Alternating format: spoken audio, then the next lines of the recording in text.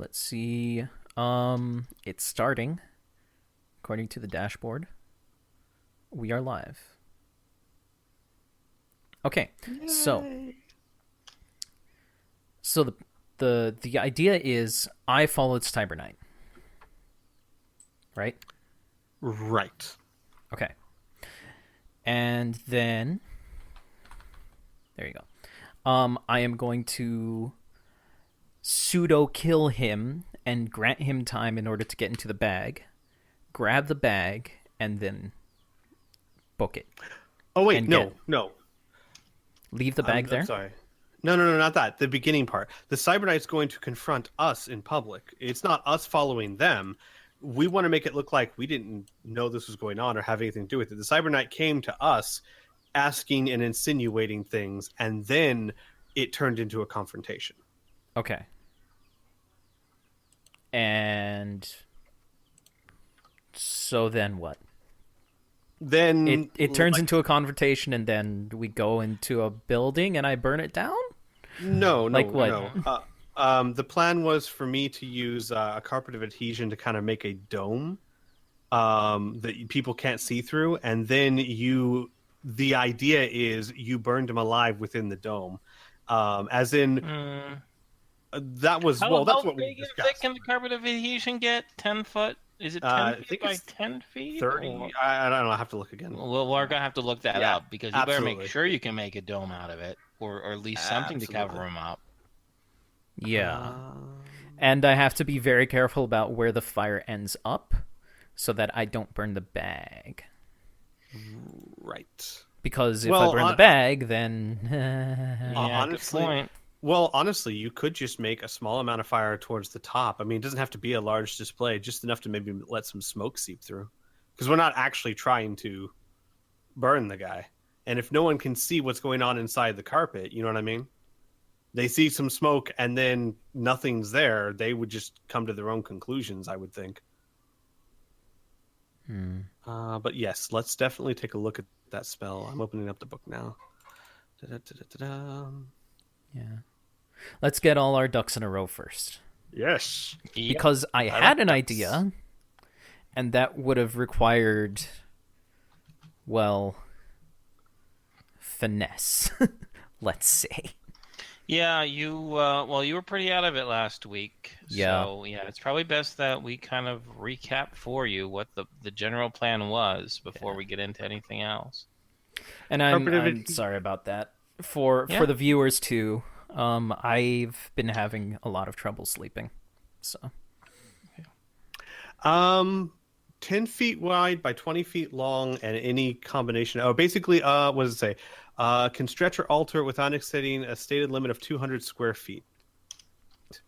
So 200 square feet, I would think, could make a small dome, enough to cover a person, I would think. 10 feet by 20. Yeah, like if it was almost like one of those, like So, a 10-foot wide carpet that kind of rolls up into a dome, if that makes sense. Do you guys, because I don't know, I'm not good with math, so I don't know if that's... A 10-foot high anything around a person and it closing up even at a 90-degree angle should be more than enough for a person who's even 7 foot tall. Okay. Yeah, but if he's not a very tall guy, so yeah. So I could, so 10 feet high, and then use the 20 feet to make a perimeter around it so he has plenty of room to move inside. What you really have to do... Wait, let me get on to roll 20. What you really have to do is kind of make a cone around him. Oh, that's even better. Yeah, Tom. A burn. I make like a circle, like a cylinder around him with it, and then you just cover the top with fire. So it just looks like the whole thing's on fire. That gives him plenty of cover and time to get in the bag. And all people can see doesn't get in the bag. He uses the bag. Well, I mean, he gets in like 1 foot at a time. Another option could be just me doing it. It requires a lot more finesse, but I just make a cylinder around him. He uses the bag. I go in. Okay, so here. Let me just freehand it. So I'm here. He's here.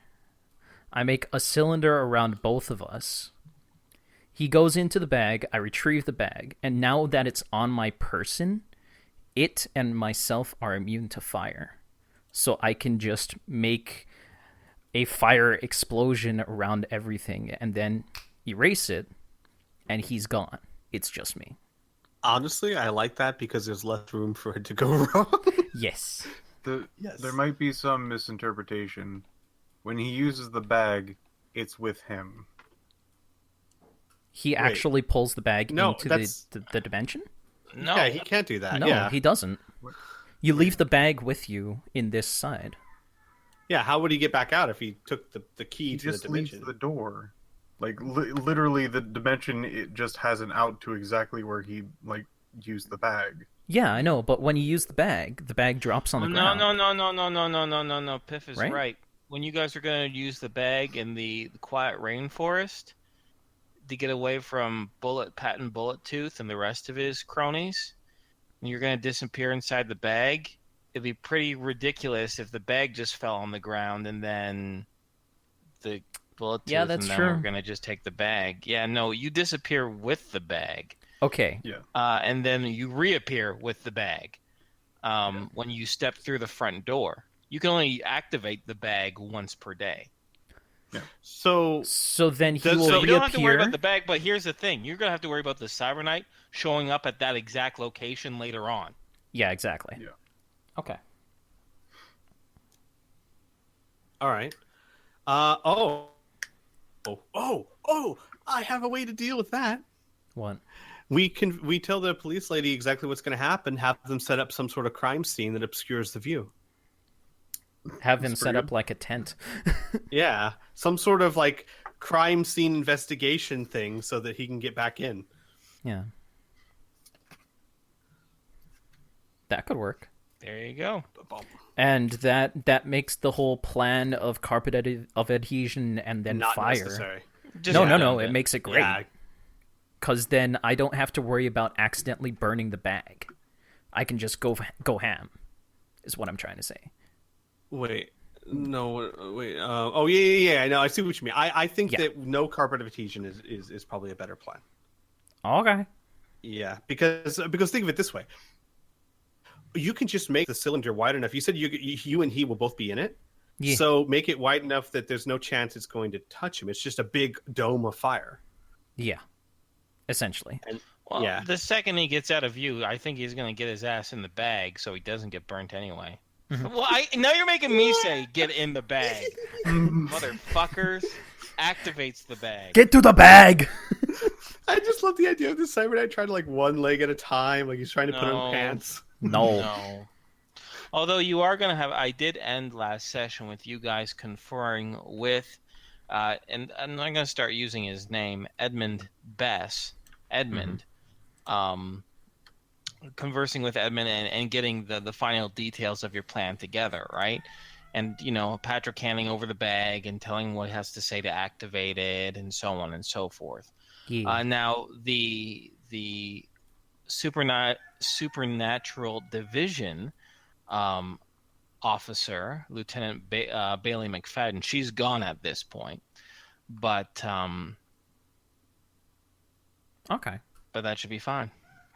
Okay. So before we actually start, why don't we show off some fan art? If you guys are ready to start. Yep. All right. So, first off, on the left, we have, created by Criana, Mila. And it's fantastic. Fully colored and all of that. And on the right, we also have a drawing of, I do believe it's Alicia? Yes. Very emotional scene with Mila calling out Alicia, saying we didn't have to save her. Then after that, we have tarot cards from Persona by Victor. First we have Patrick with the Hierophant. We have Al with Judgment. We have Mila with the Star. Then we have Tom with the Magician. I honestly have no idea what any of these mean, but it's super cool. It's from the game Persona. I know that much. Yes. That's all I know. Those are all the things I know. But thank you, everyone. Well, Yes. we obviously thank Criana. Can't be here tonight. Mhm. But thanks, Victor. Mm-hmm. Okie dokie. So when we last left off, you guys, we were already kind of started talking about it before the official start of the session. But going over with the Cyber Knight Edmund Bess over the details of this confrontation. Oh my God. Confrontation. I'm doing it again. Confrontation. There we go. Which will be about 7 blocks to the south of the western quadrant of the Free City of Tolkien. So let's just break it down out of character rather than talking it to death in character, if that's okay by you guys. Yeah, sure. Yeah. So Edmund Bess is this is really Edmund Bess breaking down the plan and conferring it with you. So at early tomorrow morning, he'll find you. You guys will just be in that area, and he'll confront you, right? Mm-hmm. And he'll ask, like, what do you want the confrontation to be like? Like, I've been trying to hunt you down for a few days, and you've been avoiding me. I want to ask you some questions about what you saw or what you heard.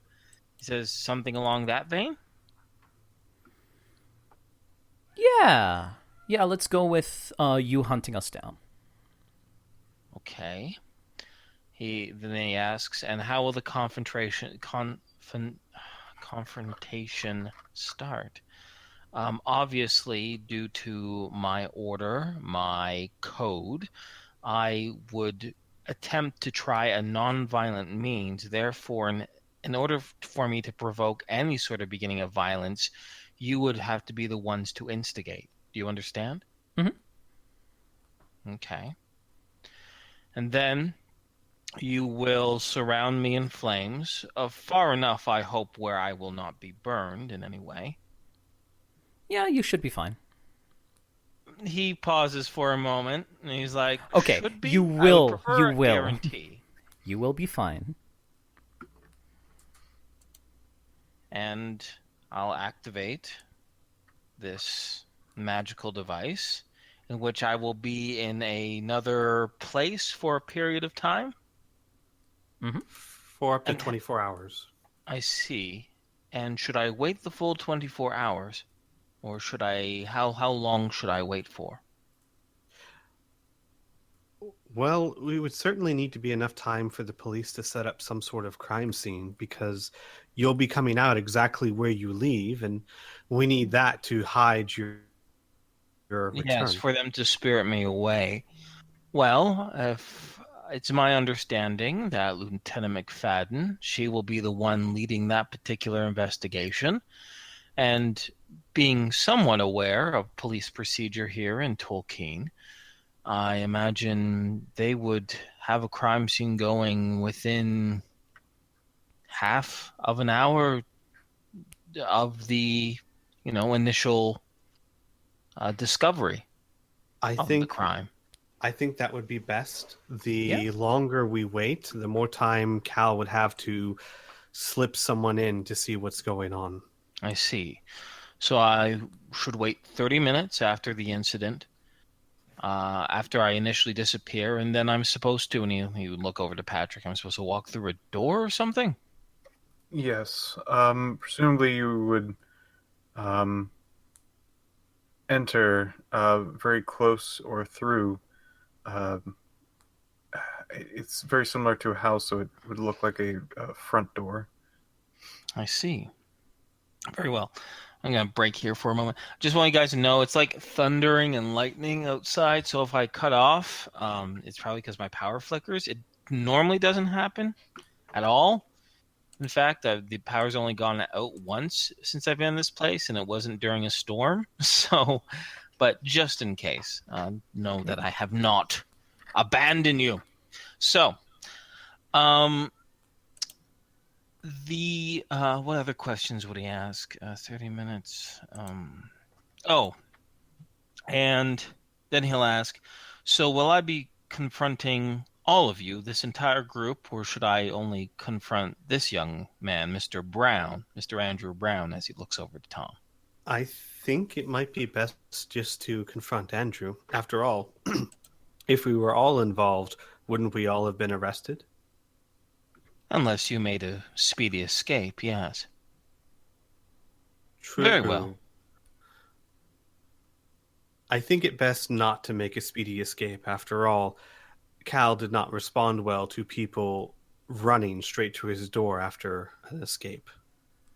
That is very wise, says the Cyber Knight, Edmund. So it'll be simply confrontation between me and Mr. Brown here then. That should be a little bit easier to handle.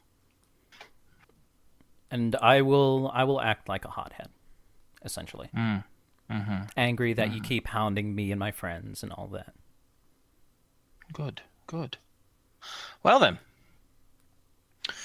I promise you I will not draw my sword until I need to, and I will not actually harm you whatsoever. Well, I'm curious. Obviously, your order doesn't permit you to land the first blow, of course, but I assume there's nothing against loudly proclaiming that someone will be brought down or justice will be dished out, yes? No, yes. Words can't hurt anyone. My sword certainly can. Therefore, I do not brandish my sword with carelessness, but words cannot harm, at least physically speaking. I think something of that nature would probably be more than enough motivation for Andrew here to take action. Although I may remind you, well, we will guard our words, and we've already decided that he will play as a man with a high temper, so I imagine I will not need to say much to infuriate him. Yeah. Well, is there any other detail? Obviously, some of this is going to be in line of Miss McFadden and her contacts, but I am prepared whenever you are. All right.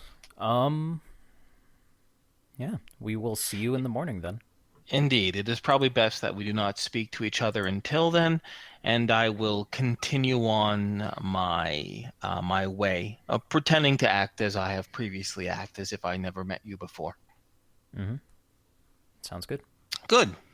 Well, best of luck, and I have to say thank you again for your steely resolve and your dedication in helping me bring my friend's death to justice and dismantling a most heinous group of villains.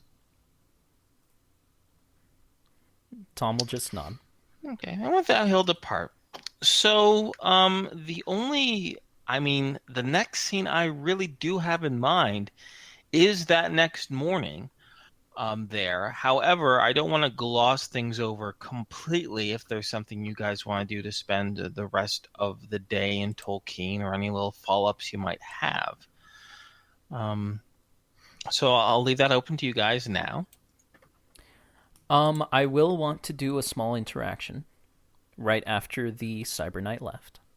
Okay, with the group? With the group. Okie dokie. So yes, we're still in this little beachy area in the western quadrant. So you clearly have some privacy. Go ahead. Tom will turn to the rest of the group and look to Al, Patrick, and say, so, I'm going along with this idea. A lot hangs on the line if this Cal guy, is able to ascertain any of these details that it came from us. So please be careful, okay? Al nods And he says, I know you've been very quiet. Do you not agree with this? I am just focusing on what could happen if we were to jeopardize this entire thing. How many enemies we could make instantly. Al nods. If it were just you, would you still do this?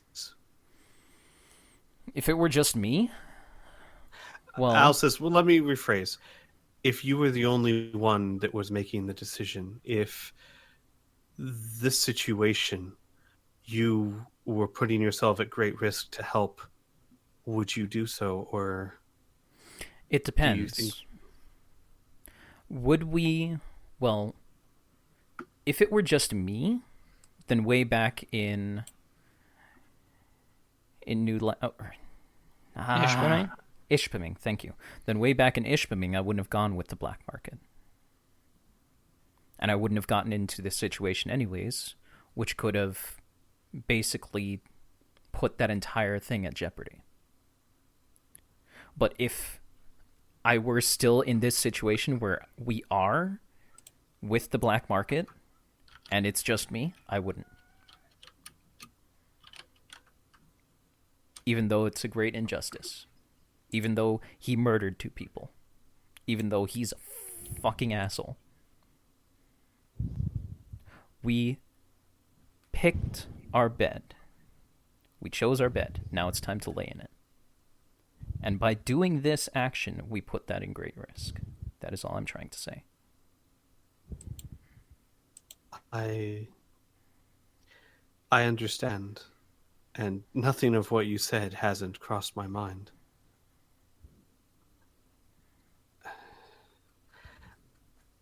I'm worried that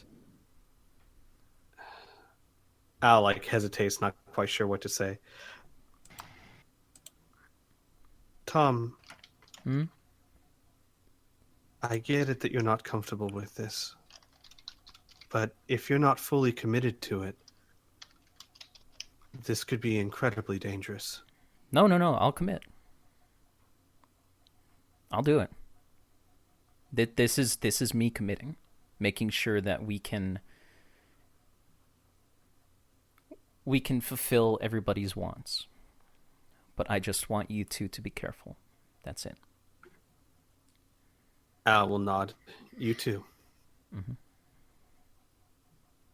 It wouldn't be out of the realm of threat for Cal to decide to get rid of our reason for needing his help. So you be careful as well.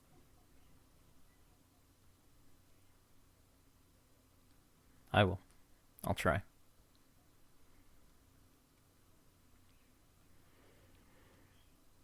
Now, this doesn't mean that I didn't forget about how you were an asshole a couple of days ago.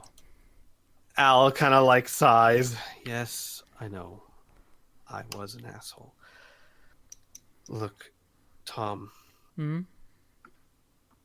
It doesn't happen often, but there are times when I am so angry that I feel like I just need to get some distance, or I'm going to end up taking it out on the wrong people. Does that make any sense?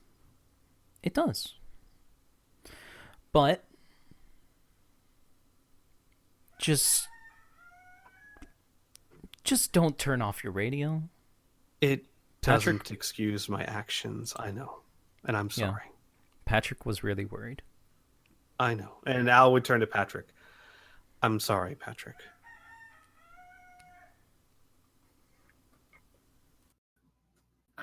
Patrick, he looks a bit distant for most of the conversation until the conversation got towards Al being a jerk, and Al even saying yes, that was a thing that I did. Patrick would actually seem to snap out of whatever he was in and actually pay attention. And during the time that you turn to him and say that you were sorry, Patrick actually tears up slightly and awkwardly confronts you with arms held out. Al would accept the hug. I like how you described a hug as confronts you with arms held out. He's gonna kill you. All right. Confrontation. Shut I'm up. sorry. Listen, I'm gonna remember this next time you have a hard time saying something, and I'm gonna keep egging you on until you tell me to shut up. So I'm sorry. just remember that. That was that one time though. Anyway, I'm ready to move on if you guys are. Well, Mhm. I do have something I want to do, though. It kind of just Yeah. depends on if you want as a GM to hold off on that or not. Because Al would still want to go shopping for like PPE batteries and the black light knives and that kind of thing.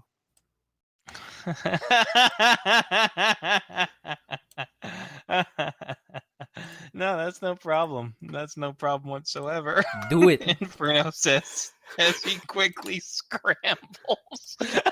Not prepared. That's what I was for saying. this. I was like, we could do it later. I'm okay Nope. with that. Nope. What I said wait until next session. What is it? It's this session, so I'm not gonna fucking renege on that shit. So what do you want first? Do you want to go shopping for PPE batteries, or do you want? Okay. Let's do the PPE batteries first. Okay. So your first things first. Do you have Streetwise? I do not. Okay, so no word of mouth best deal for you. You're gonna have to just simply depend on your little holo map that you got. Which he Okey-dokey. uses probably more than he has to. What's this Mhm. building? What's that building? Yeah, it's gonna take you about we'll say about 20 to 30 minutes cycling through it, looking through the businesses, building by building, until you come across one called. Oh, come on, where is it? There we go. The Brightest Star Gem Cutter. It appears to be the largest business facility that deals anything with gems, and PPE batteries are gems, therefore put two and two together. Al's head starts smoking. Wait a second. I think I'm getting something. Yeah, no. All right. So that is going to be located in the western quadrant, which is actually in the quadrant that you're in. So you should have absolutely no problems. Getting a You headache with images. Do you mean an idea? Good job, Fry. Good. I'm like, it took me a while to get that reference, but like, getting a headache, but with pictures. An idea?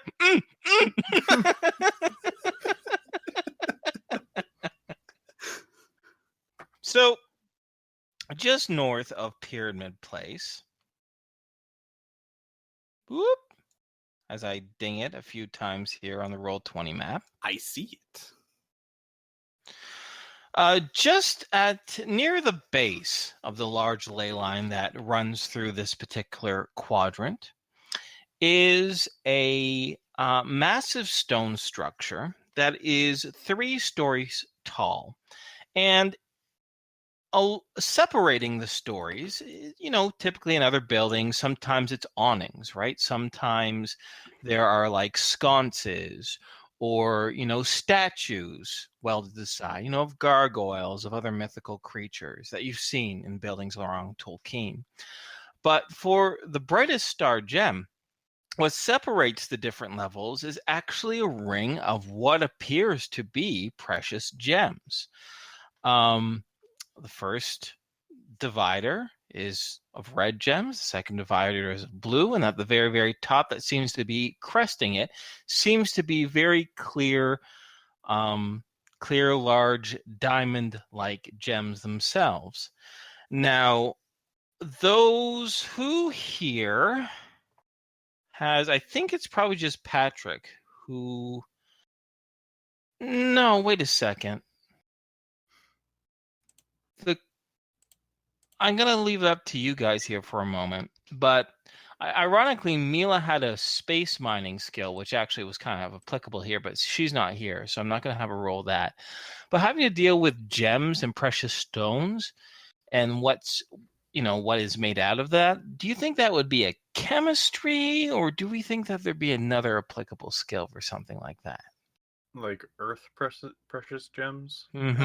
I would think that would be, if there is such a thing, like a geology skill. That's what yeah. I was thinking. Yeah, geology, geology. would be... There is a geology skill, I think. Okay. Is there? Chemistry could be applicable, but check. I think only in the case of creating your own. Like, you understand the Yeah. science behind or creation, knowing what it's made out of. Yeah, that kind of thing. but not like quality. Yeah, I would think, especially like from Al's point of view, because while he has chemistry, it might help him take a stone and do tests on it and find out what it's made out of. But that doesn't mean he knows what a ruby is, or Yeah. No, I searched for geology in the main rule book, came up with nothing. Yeah. Okay, so don't worry about it. It's not that big of a deal. If need, the closest one I have is archaeology. No, not quite. Right. But that's okay. Suffice to say, the building, the square building, 3-story building, stone building, is lined with these large gem-like creatures. And I mean large. I mean like they're about the size of footballs or so. Ooh. That ring in these beautiful kind of oval shapes that separates the floors. There is a large sign, of course, advertising its name. And as you enter the doorway, you are greeted by a showcase, a showroom of large, very similar to a modern jeweler's, I guess you could say. But instead of glass display cases that line the walls of this room, they appear to be open-aired platforms, I guess you could say, open-air showcase.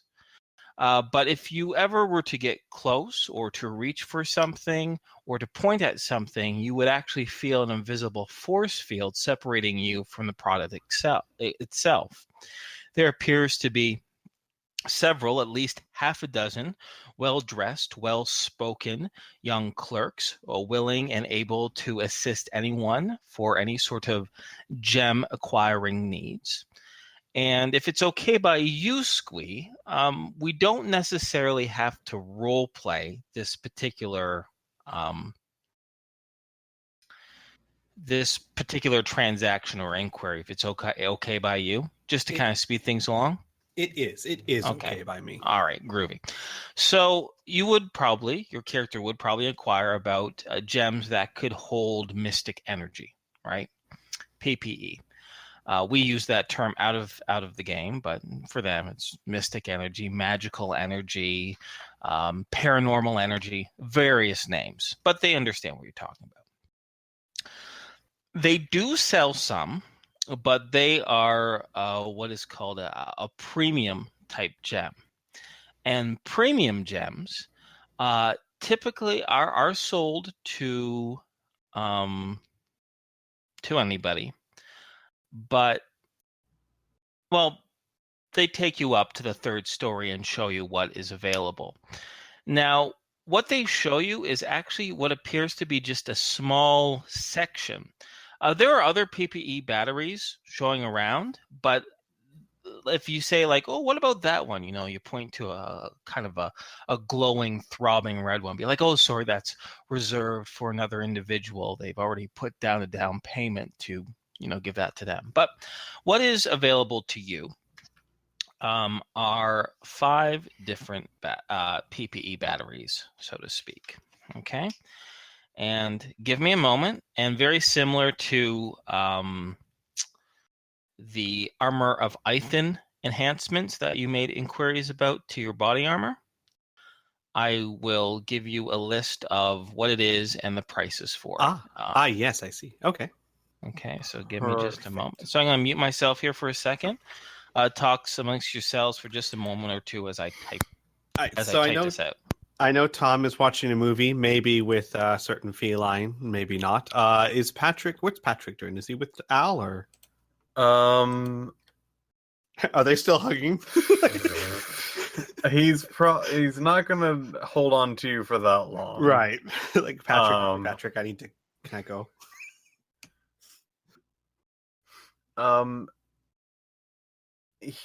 I do have plans for him to do something today. But he would be, if he was asked to come, he would be more than happy to do such things. Yeah, Al would have mentioned what he was going to go do, and seeing that Patrick also shares his talents, that he might have interest in it. Probably would have told Tom too, because I gotta imagine they'd have ones for him as well. But going gem shopping first? Yeah, sure. Yeah. I can do gem shopping before actually trying to What watch ti- a what time's your movie. movie? I don't know. Is it assigned seats? You got to get on that shit. I mean, Squee, shut up. I kid you not. All our theaters have turned into assigned seat theaters. I And now if you know, don't buy the same tickets here. like 4 hours in advance, it's just good luck. They do not have that bullshit in the future. Good. There is actually one theater here that doesn't actually have assigned seating anymore. They stopped it, and that is Royal Cinema here at the Maui Mall. And it's Nice. fantastic. I mean, you still have sit here, but you don't have to. Right. Yeah, they don't care. And they also have pizza. You can. Oh, we you know. we usually go to like a movie grill, which is like a full menu and a little tray in the movie, because it's really? convenient. We're lazy. We don't.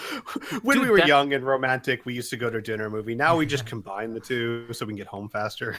That stuff is like rare here. Like, Oh, I'm sorry. well, They're I all mean, over the place in here. you have to get shit shipped here. That's extra That's true. costs. That's a good point. I mean, a soda's already $5 here at the movie theater. Oh, well, actually, that's not much different. It's like $4 Yeah. here, $5 here. Yeah. Oh my God, they inflate it so much that it's non-apparent even in Hawaii. Yup. Oh, Well, I mean, that's gas horrible. is still like $3 something, I think. Yeah, I used to work at a movie Ugh. theater, and they don't make any money off tickets. Everything they make is Yeah, off of concessions. everything is off of incidentals. They used to give us. We could watch any movie we wanted for free anytime because F it, they weren't losing any money. Mm-hmm. So good times. So I recently watched a movie, and I'm terrible with names, and the freaking movie has like 2 names in it. Batman. No, it's much more longer and elaborate Shakespearean names. The Batman. I'm sorry. Oh God, what were those 2 guys from Hamlet? Horatio and Hamlet. Othello. I don't. Give me a second. I could probably relook this up. Well, I'm going to interrupt you because I got everything here. All I Is had it to do was type it out. Ant-Man? No, he's talking about like from Rosencrantz and Guildenstern. Hamlet. Yeah, What? are dead. Yeah, that's get some class, motherfucker. All right, boom. Those are the prices for what is Ooh. available. Ooh. Now, and do God these damn. come as just the stones? Like, if I wanted to set it in a necklace or an earring or something like that? That is just the stones. Yeah, that is literally the stone. Do they have ISP ones too, or They are do they not. super rare? Aw, I know. aw. All right, cool. Actually, Al would ask. Yeah, are ISP ones more uncommon, or is it just you? They different won't know what dealers do? ISP means, but I know what you Right. mean. Ones Yeah. that are tuned to psychically gifted individuals. Mhm. Mhm. And they would explain that that is such a difficult and niche market that they do not find it profitable to carry something like that. You're best to find something like that in personal collections, or perhaps, if you're fortunate, travelers from other areas of the galaxy that happen to stop in to Tolkien may carry something like that as well. I would not. Shucks. Al would ask how how these items are recharged. The clerk would give a scoff and say, is this a gift for someone else? No, I simply have never used one before. I see. Well, imagine it being the reverse of channeling the mystical energies from a living being. You simply put it into something. Just flip it in your head, I guess. I see. Thank you. So okay, my thoughts, Patrick. I don't know about yours, and Tom. I don't know about yours, but my thoughts are the 60 PPE and the 100 PPE. The price jump is insane. But we could probably get the first 3 for, not that much at all. That's 250,000 for all 3 of them. Well, they probably have multiples, so you can just get like No. Oh. Yeah, I was under the impression it was just the one. Yeah. Mm-hmm. Damn. Okay. Well, sure, I guess. Mm-hmm. Yeah, no, PPE batteries do not grow on trees. And like I said, there are quite a few more, but many of them are reserved or seem to be restricted in some way. Mm-hmm. So that Possibly. is 270, 320. That is 320 for all 3 of those first ones. 220. No. No. 320. Squee. Wait, I'm confused. 50,000 plus 1,300 plus 140. No, Yeah. that's 220, right? It's okay. 130. No. No. 130. Oh god. 130,000. 140 is I'm 170 on its own, Squee. Plus add the 50. I'm getting a headache with images now. Sorry. Is it an idea? I'm math no good. All right, so 320. Is everyone okay with that? Sure, fine. I'm cool with that. Once again, after what explaining credits a are little you bit using? to Patrick, he probably will agree that it would be best to probably purchase all 3. Coalition. It's pretty much all we Universal? have right now. Yeah, the Universal All right. Coalition credits. Mm-hmm. So we good to buy them? I'm all for it. Okay, knock that sucker down. Boom! Done! Do they come pre-charged, or are they just No. empty batteries? They're empty. Got They're it. inert. Pre-charged. Is it a battery? Well, wait, kind of. But You no. know, when buying a battery, you would think. My God, Inferno, what kind of batteries have they been selling you? Those Canadian batteries. All right, Canadian no, batteries. but that's Milking fine. your bags. Do it ourselves. And I assume the mechanics is I just say I devote this much of my store into here to recharge it. Mm-hmm. And you have to take it off of your own character sheet and regenerate it naturally. Right. Can we do things like if we're close to a ley line, use that, like draw from the ley line, then charge, or to replenish our own, or stuff like that? Or is that different because we're charging something? No, I wouldn't say it'd be any different. You'd be acting as like a middleman. Yeah. I imagine that's probably what a lot of spellcasters do. You are bending the flow of the river into the cup. Okay.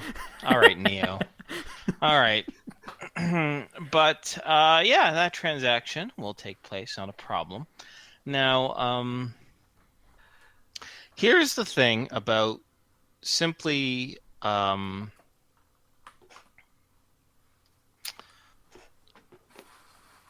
the objective, your next objective, we already know your out of game objective, which is to try to find one of these techno wizards, one of these few techno wizards who actually makes those black light blades, and approach them and see if they can't make a custom weapon for you, right?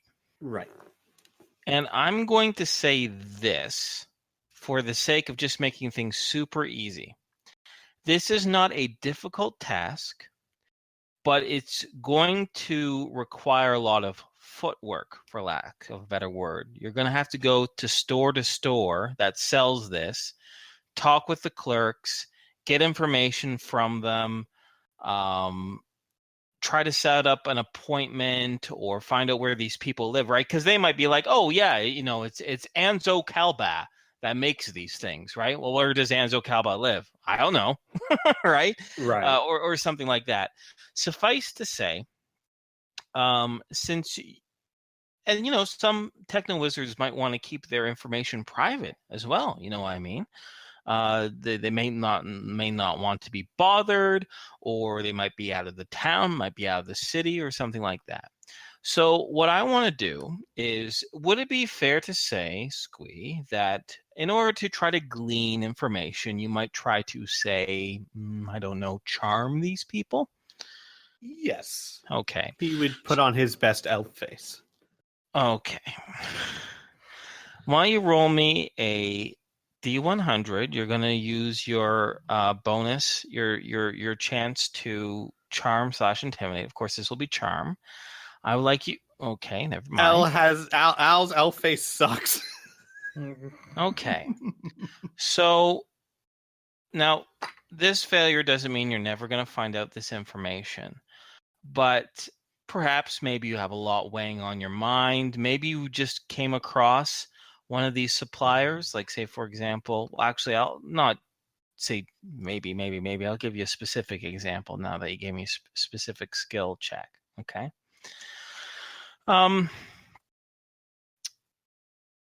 You went to, give me a moment. Where is it?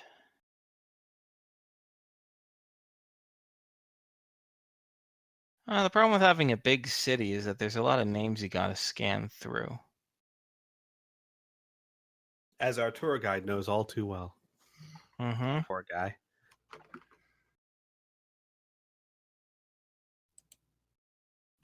Oh, Tech Center Tower. Yes. You went to Tech Center Tower because that would be, Tom was there not too long ago. He probably would have told Al all this fantastic stuff too, right? Maybe he saw one of the Blacklight Blades there himself, right? So that would be the first place you went to, all right? And you had there was some confusion because you mentioned you wanting to get one of these things right away. And he had to explain to you that those aren't sold really inside the city because they're seen as dangerous weapons. And you'd be like, no, I just want to find the guy who makes it and whatnot. And we'll just say the salesperson that you're with there was a communication problem. Sure. Suffice to say, makes sense. that he thought you were trying to look for like a loophole in order for you to get it inside the city or something like that. Suffice to say, there was a communication breakdown, and you weren't able to get the information that you wanted. And this is a really nice way of me saying, try again later and see what happens. You know what I mean? So maybe a day I'll or two, keep hunting things down, keep following leads, keep making inquiries, and a name will drop. I'm just going to tell you, you're not going to have you do all this effort for nothing. But yeah, maybe next time I'll bring Patrick or Tom or someone who is a little bit more knowledgeable, because Al, I assume his not having Streetwise means that he's just not good at tracking things down when it comes to an urban environment. So well, yeah, Streetwise is really just that, right? Knowledge of the street, knowing where to get a good deal, right? Knowing local lore, knowing where to go to pick up rumors, right? Knowing what businesses, or really more importantly, when you're in a new town, knowing who to talk to, right?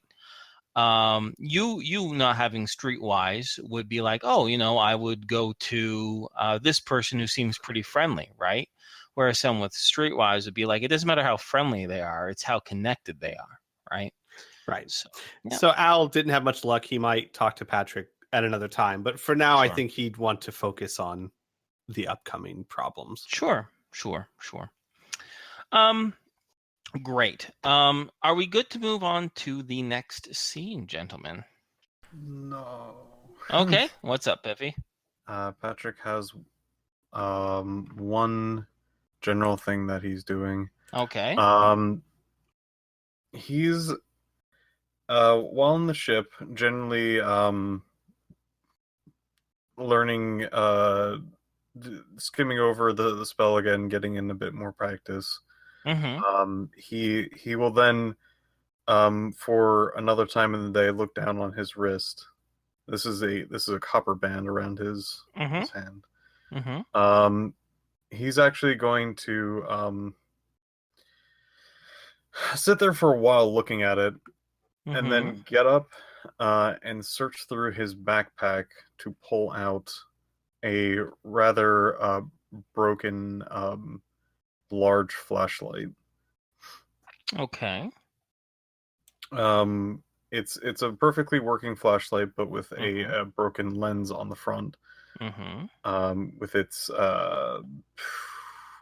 coils or whatever it may be called, Mm-hmm. basically the light part of it exposed. Mm-hmm. Way back when, where he broke it for Lee to light a cigarette. Okay, yes. That's right. Yes, I remember that day fondly. Uh-huh. He's actually going to semi-disassemble this to get some, to basically get to the wires of this, and he's Mm-hmm. gonna see what happens to this when he actually shoots a charge through Great. his wristband. You nothing happens. That band does not conduct electricity, and your knowledge in engineering and other such sciences is so high that I don't even need to have you to roll a check to realize that this metal isn't copper. It might look like it, but it's not acting like it. After doing that, he's going to basically he's examining this closely, basically for my mind, looking for any seams. Um. Okay, I'd like you to roll me a D100, please.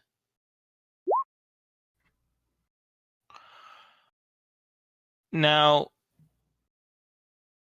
you you do find actually two seams in the band itself, where it appears that it has been, for lack of a better word, soldered together. Huh.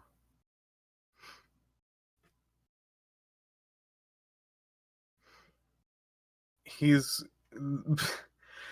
now finding a soldering thing. Patrick definitely needs to open this thing up. With the band? Yeah. Okay. Is it like a soldered like it was cut off soldered, or soldered like it was soldered together? Like it was soldered together. Um, he's gonna try to use that exposed coil to reheat that and remove the soldering. Okay. It takes you a little bit of time. Um, and you do have the right. I do have Mhm. a toolkit You if do have a needed. toolkit. Yeah, that's right. So you would have enough tools in order to tease that apart. Yeah, and sure enough, you tease the band apart and break off where it was soldered. Um, the copper band, um, now that it is separated and is no longer a continual loop, you can see that the what appeared to be the copper part is actually a coating around a black substance, which you can easily determine as lead. Hmm.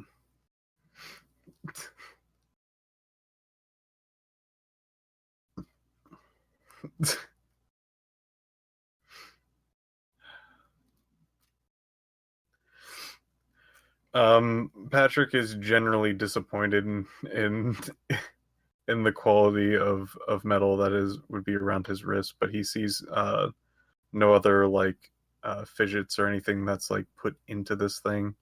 Correct. He's going to attempt to resolder, Now, of course, this might need a roll to actually do it. Yeah, well. it will need a roll. It will definitely require a roll. Okay. Make it. We'll do your mechanical engineering, I suppose, because you'd have to do a lot of small wires at that point. Make it harder by 10. Okay. Yeah. See by 21. Yep. You're able to resolder it. So even at a close scrutiny glance, it doesn't look like you did anything really. It's back to where it was before.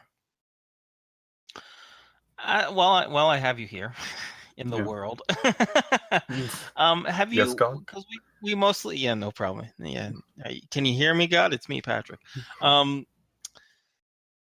We skipped over a few days, narratively speaking, right? Now, during any of these days, did you stop off at the Riverbend Hospital to drop off those notes for that Mélodie Jacques, that exploratory biologist? I would think I did. If I haven't, I would hope. We're going to say that you did. Okay, great. Not a problem. I just wanted to make sure that those notes that we spent some time on got into her hands, because that could be very important down the line. Very, very important. But all right. Anything else you guys would like to do to kind of spend the time? We're going to say, Tom, that Blink has other. Pardon me. Yes. Blink has other plans for the evening, but August and Bear will go with you, and Mila too. Sure. Let's go. Okay. All right. Perfect. Yes. And for the sake of world building, we're going to see. I'll give you 3 options of movies that could be playing. Give me a moment.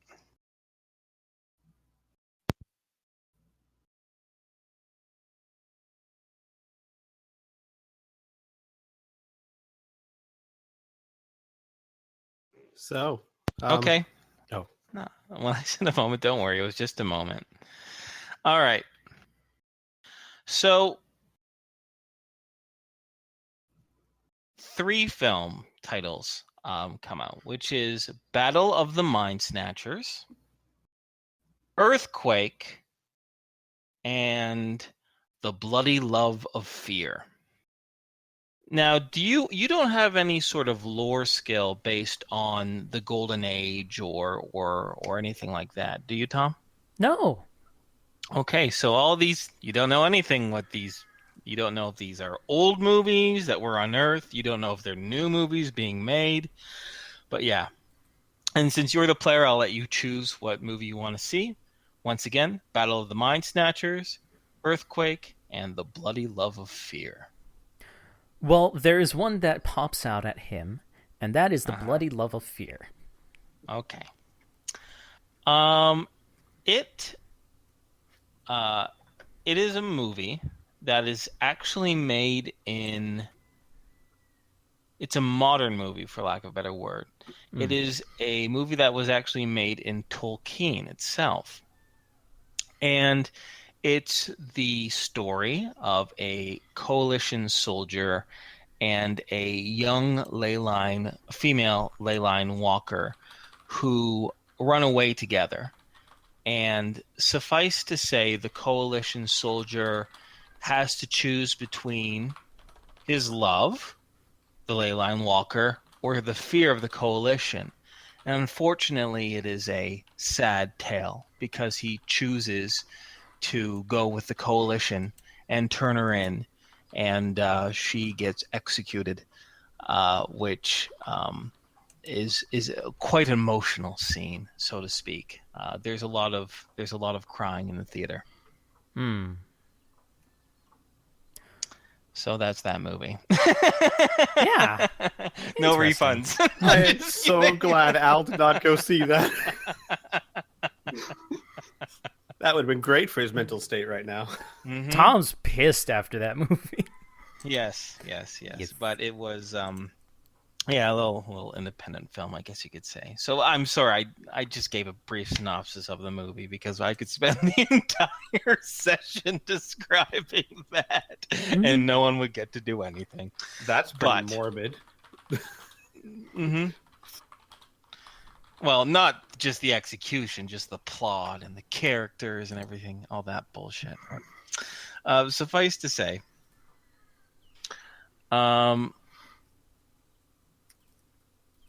anything else you guys would like to do or like to address, like to talk about, in or out of character before we move on to the scene in the morning, the little showdown?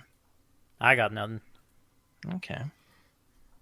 Yeah, I have nothing. We should actually make a final call as a player, because I don't mind, but we should all be on the same page.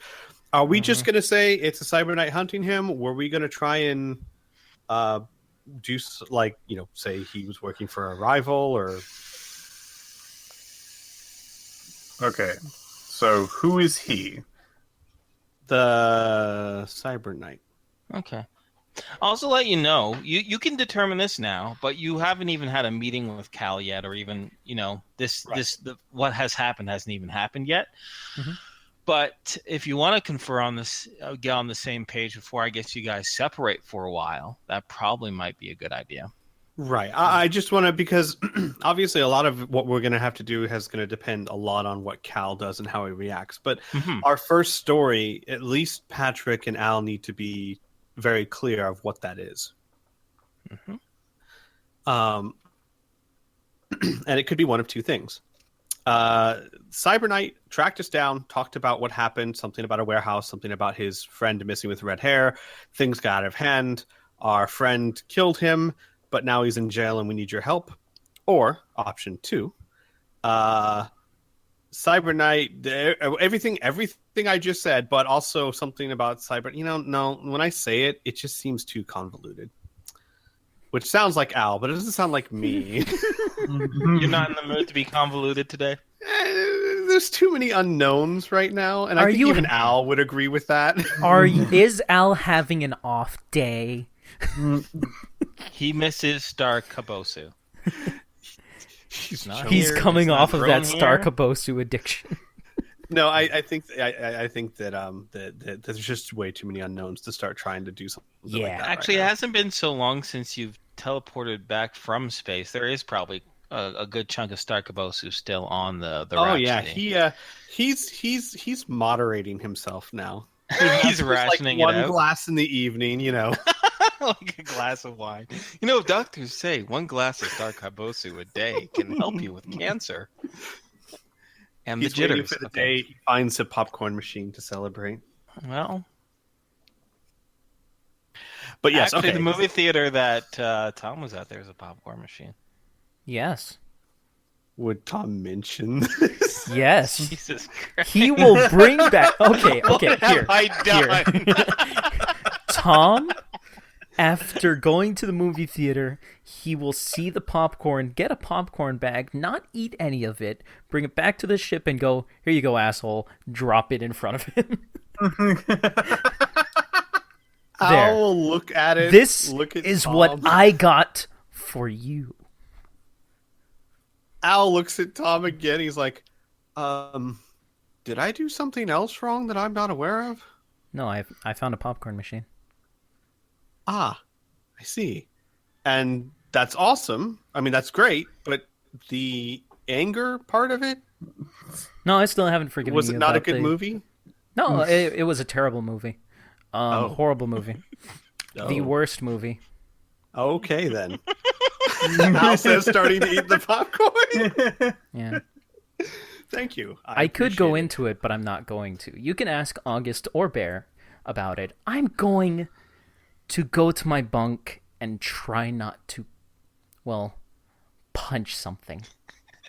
By the way, you can hear August and Bear, and August is complaining to Bear about how unrealistic the situation was and how he just couldn't buy the idea of it. And he's starting to name out at least 7 different plot holes. Bear is just listening because that's all he wants to do right now. Al's going to file away this fact for a future time and finish off the popcorn that's probably slightly stale by now. Oh yeah, it's Eh. stale. Yeah. I would It's think so. magic popcorn. No, it's just regular popcorn. I don't want to get things too nuts here. All right. Are we good to continue on with the I next scene? think so. Yeah. Yes. Okay. All right. So my question to you is Tom going to how are you going to get to the location? As in, are you all going to guide your ship, your airship along the ley lines and the little areas to an area nearby, unload Tom, or are some of you going to follow, keep an eye out for him, be like a witness to this? Like how do you want to approach the meeting area, for lack of a better word? You know what might actually work really well? This meeting area, does it have any sort of shops, restaurants, anything You like that? don't know. You actually wait a second. You would know because she told you the block, and you have a little fucking map. It's actually an area that is under construction right now. The direction was the agreed upon place for this is a residential area that is being refurbished and remade and reshaped. So, which limits the amount of population around in case something went wrong, which is probably why Lieutenant McPherson, Miss Bailey there, suggested it as a confrontation place in which fires, in which dangerous elements would be released. Okay, I see. I think our best option, guys, would be to pick out, like, basically set the ship down if it's possible. Look for a place like, here's my idea. We're looking for like a restaurant or a shop, but from where we are, maybe there's not a ley line. It's just faster to set it down and walk through this area to get to where we're going, the restaurant or shop or whatever. And then once we get to the block we're talking about, Patrick and Al are like, hey, we've got to go run back to the ship or something real quick. Just wait for us here. So we kind of skitter off to somewhere so that it's just Tom when the confrontation happens. Sure. Okay. Perfect. Well, if that is all fine with you guys, I'll start painting the scene a little bit. Yeah? Do it. Yes. Yeah. Yes. So you park in a nearby area, a place that does not obstruct traffic or any roads, and a place in which you can land such a larger yacht-like craft. Which means you have to walk about 2.5 blocks. When you get about 2 blocks to where you know this general area is, I think perhaps then would be the time for you to do your ruse, saying, oh, Patrick and I have to go back. You just stick around here, keep an eye out for this place, and we'll be right back. Is that fair to say? Yeah. I think so. Okay. So as Patrick and Al leave, Tom, you probably continue just a little bit further on until you get a more visual confirmation of the space that you're supposed to be in. It's actually on the side. There's a small man-made pond, I guess you could say. Mhm. It's too small to be considered a lake. And it looks like it's in the midst of being planted. To both the north and the south of it appears to be new buildings that are being constructed. Most of it seems to be out of stone, and much of the stone seems to have been shaped from the ground, from the earth. There doesn't appear to be any workers nearby. On the other side of the street, actually the side that you are on, are current residential houses that look like they're in various states of disrepair and unkemptness. Overgrown lawns, boarded up homes, whatnot. There seems to be some signage identifying this as a construction zone in the middle of being developed by the Tolkien Civil Works Department. And you do see about one or two general passers-by, but they themselves appear to be commuters who are just using this area to get from one place to another. After a period of about 3 minutes, you hear the sound of a hover cycle nearby. And sure enough, around the corner of the block, beyond a drab gray stone building, abandoned stone building, comes at the very least, a familiar-ish sight to you. The short, stalwart Edmund Bess on the back of his motorcycle, this time wearing what appears to be a light sky blue tunic, a pair of black trousers, a pair of riding gloves, a backpack on his back, which you recognize as Patrick's backpack, and not much else other than that, a pair of boots and a helmet. As soon as he spots you, he brings his hovercycle to one side on the side of the street. He disembarks, and as he disembarks, he goes, "Halt! There, you young man!" Points over to you. Tom will look around and spot the guy. "Yes, I've been following you for quite some time, and you have been avoiding me. My name is Edmund Bess, and I am a knight of Lord Kaoki. I have some questions about you, about the events a few days ago. I understand that you have borne witness of some certain murderous activity. What do you have to say to that?" Tom will kind of stare at him for a bit and kind of facepalm and go, "Not you again. Leave me alone. Just go away." Justice does not stop, and I will not relent until I learn the truth. Now, if you are afraid, and he starts to step closer to you, he parked maybe about 50 feet away from you, but now he's getting closer, 40 feet. And you can tell you've recognized his body language before, as he's always been kind of like stiff in a way, very proper, very composed. But it's clear that now he's puffing out his chest a little bit, his stride's a little bit bigger. He's clearly putting on airs, for lack of a better word. He says, "Justice does not sleep, and if you are afraid or embarrassed, I'll understand, but I need to know. Murder has happened, young man, and you might be next." Listen, I don't know what you're talking about. Just leave me and my friends Do alone, not okay? plead I ignorance. I'm not accosting you. I am simply wanting to find out the truth, and I will not relent until you tell me what you've seen. Your very own blabbering implies that you have a guilty conscience. Do you not? And Tom's gonna look up and down the street at the bystanders. One individual, a young woman, she's a good 350 feet away. She is not even paying attention. Across the street, just by the pond, however, appears to be a middle-aged man of it's so politically correct, African-American descent, even though there's... Sorry, a small aside. It's just, black sounds so crude, but African-American is not accurate whatsoever. You know what I mean? There is no Africa or America in riffs. Yeah, I think no one could fault you for saying black, because it's no different in this case than saying white. Or Asian. Or, yeah, okay, all right. So he's a black man.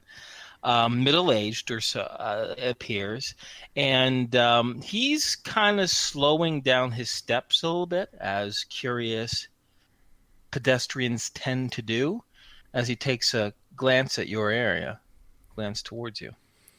Listen, you ruined my dinner the other night. You ruined my dinner. I was having a great time with my girlfriend, but you ruined it with your announcement and your constant interruptions. Oh, I'm sorry. I didn't realize that the pursuit of a good moral life was so distasteful to you, says the Cybernite, puffed out chest as he steps even closer. How far You is truly he? must have something to fear if simple words seeking uh, justice tends to upset you so.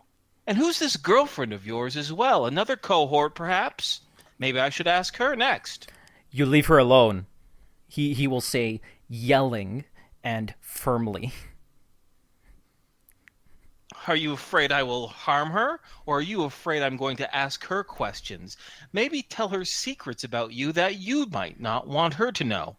Okay, and at that point, I am going He to. seems very proud of himself for figuring this out. He is going to flame burst, meaning Oh, roll initiative. roll initiative. Okay. As soon as you burst into flames, I'm gonna have you roll initiative. We're gonna do it's a mock combat, so we're gonna. Well, do a yeah, mock it's combat. true. So, do I get any initiative? No. I don't So know. then Check just- your score. Oh, hey, cool. Oh, I get 3. All right. Oh my God! The last time we had a combat was with the Kelpie. Yeah. The horse? OJ Kana. Yeah. Wow. That's Only the last time because- we've had an official combat. Yeah.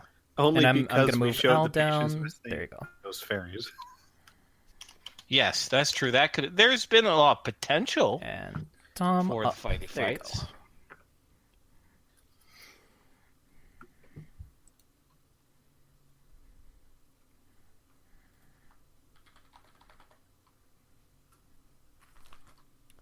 I do believe Okay. that is correct.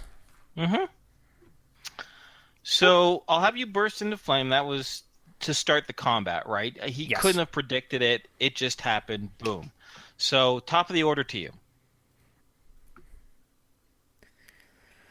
He will yell, "She's got nothing to do with this. And You stay away as- from us." Okay. And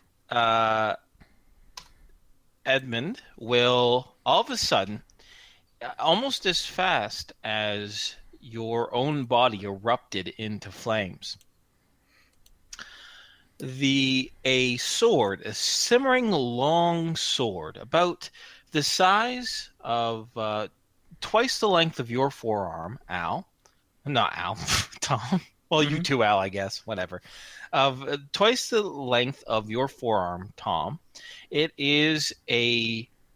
has a silver handle, and the blade itself appears to be made almost of a crystal with a very, very light blue tinge to it. And appears in his hand. And he says, "Do not think of attacking me. I shall defend myself. I only want to know answers, not to spread violence." And actually, for him to speak that long is going to take 2 of his actions. You've already threatened me and my friends and my girlfriend now.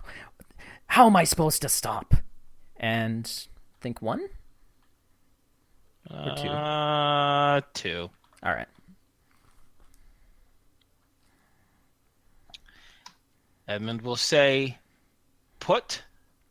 extinguish yourself now, or I will take this as a threat against myself.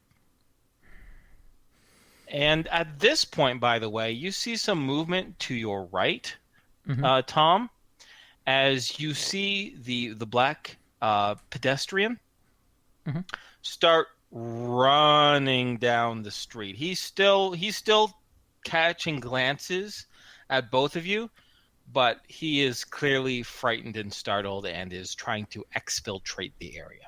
Ah. Well, I do believe now is the time for... Well, okay. Tom will yell, "It's already too late for that." And I would like to fire eruption. Okay. Yes. Where? This is the important part. Okay. around Tom. Here. Yeah. We'll draw it for you. I know you kind of did it once beforehand, but I didn't really get a chance to see it. So here, this little blue square is going to be Edmund. Okay, where is it? Okay. I'm just going to make squares within squares because it's fun. Yeah. There we go. So that's Edmund. Mm-hmm. Oh, here, wait. Let me give you something a little bit more concrete. Okay, so this will be the road itself. All right. Mm-hmm. The light gray is kind of a sidewalk area that you're on. All right. Mm-hmm. There are going to be some buildings here, and the pond is kind of peeking out here-ish. There's more to it. It continues more to the west. More to the left. Yeah. And this is all to scale. Okay. So how far was he away from Tom? Well, I said he was approaching you the entire time. You're about 25 feet away from him. Okay. So I'm around here? Yep, that's exactly it. Okay. So there you go. I would like to engulf just the insides of that. So there is a negative space of no fire. Mm-hmm. And all of this is fire. Uh-huh. Now, do you want to hear something interesting? I don't know. I think it's interesting. Sure. I'm not 100% sure. Well, no. Now, let me finish my sentence, too, before you seem deflated. Because I don't know if, like, a regular burster could control his columns exactly like that. You know what I mean? That's a very intricate maneuver. You know, to have like a box within a box, to have a shape, something exactly like that. You know, typically a column of flame is like that whole column is all flame all the time.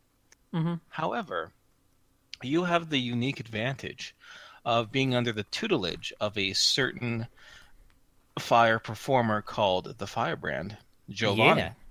Mm-hmm. And although your time with him wasn't years and years and years, you were able to learn and to focus your powers enough that this is what I'm going to have you do. Spend 50% additional. Like, how much ISP did it cost to do that? 10. So spend 15 ISP, and you're able to shape it exactly how you want. Okay. Now, in the description, though, Burn, Mm-hmm. what does it say? How far do you have to be before you start taking damage from the wall? Does it say anything in regards to that description?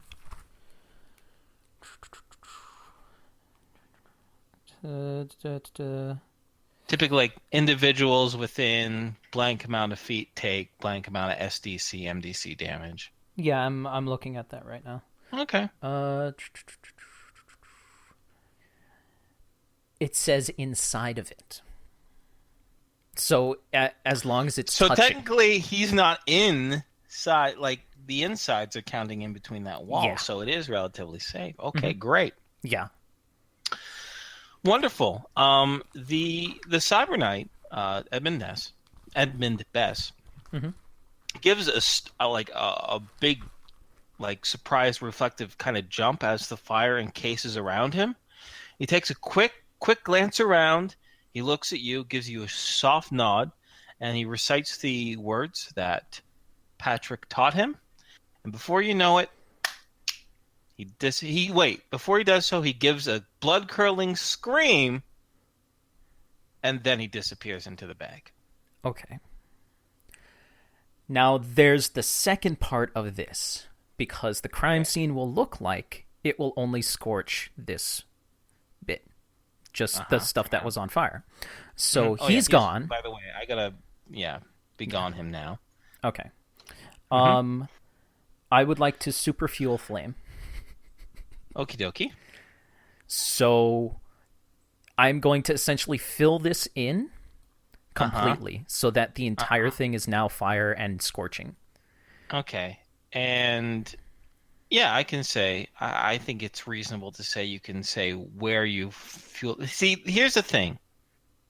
I'll give you a chance because super fuel flame means just make the flames bigger. You know what I mean? Mhm. And when flames expand, they don't just go one direction; they expand everywhere. You know what I mean? In all degrees, right?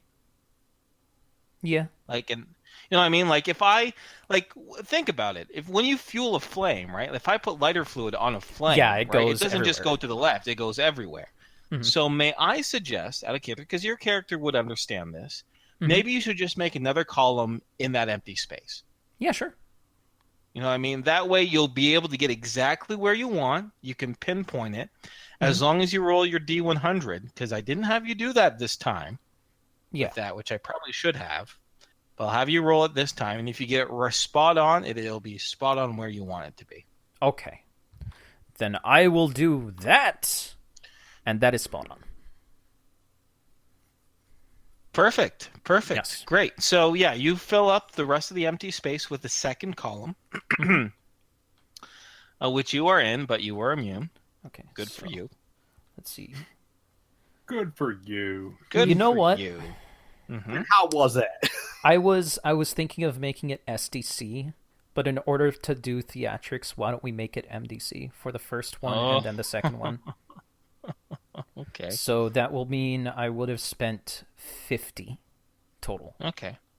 All right. Now, how high in the air do you want this to be there, Tommy Tom Tom? Like a beacon, 70 feet high. Oh my god. Al, Patrick, Yes. you're about halfway to the ship when you see a giant beacon column of flame fill the air. Mm-hmm. And then in a Patrick's gonna start running. I would. Can I say one thing? Like the Al would have told Patrick on the walk back. Mm-hmm. Yeah, since I or didn't give said- you a chance to Yeah. do or say anything before this scene happened, I will allow it as long as it's not too metagamey. All right. Al would just say to Patrick, he'd say, "All right, Patrick, I'm sure you're already thinking this, but from this point on, we are living this fiction. Every second, every moment, this story is real to us." Patrick will look over. So, what am I? Al raises an eyebrow and he says, "You're still Patrick. Just what's about to happen, you need to treat it as if it were real every second of every day until this is over. Because you never know who might be watching or when."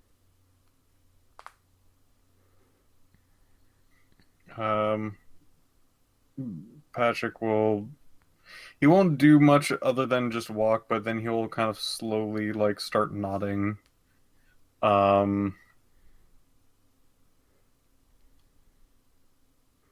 And after a few seconds, the pillar of fire will disappear because he will extinguish. Okay. Yeah, so I think when they see that, Al and Patrick would dash towards it. Dash towards the fire. Yes. Wait, right? Yeah. Oh, okay. Maybe not. Is Patrick going another direction? Patrick's going towards the boat. Al will start running towards it. And then he'll run back to Patrick and he'll say, I need to see what happened. I'll be back soon. Patrick will give you a brief thought and start running to the ship. So they take off different directions, and then Al stops, Clearly. comes back. Yeah, and runs I'm back. taking this time into account, by the way. Yeah. So Al runs, and he's going to try and stop kind of on the edge of the block. Gotcha. So few minutes pass when you soon hear sirens. Tom, what do you do?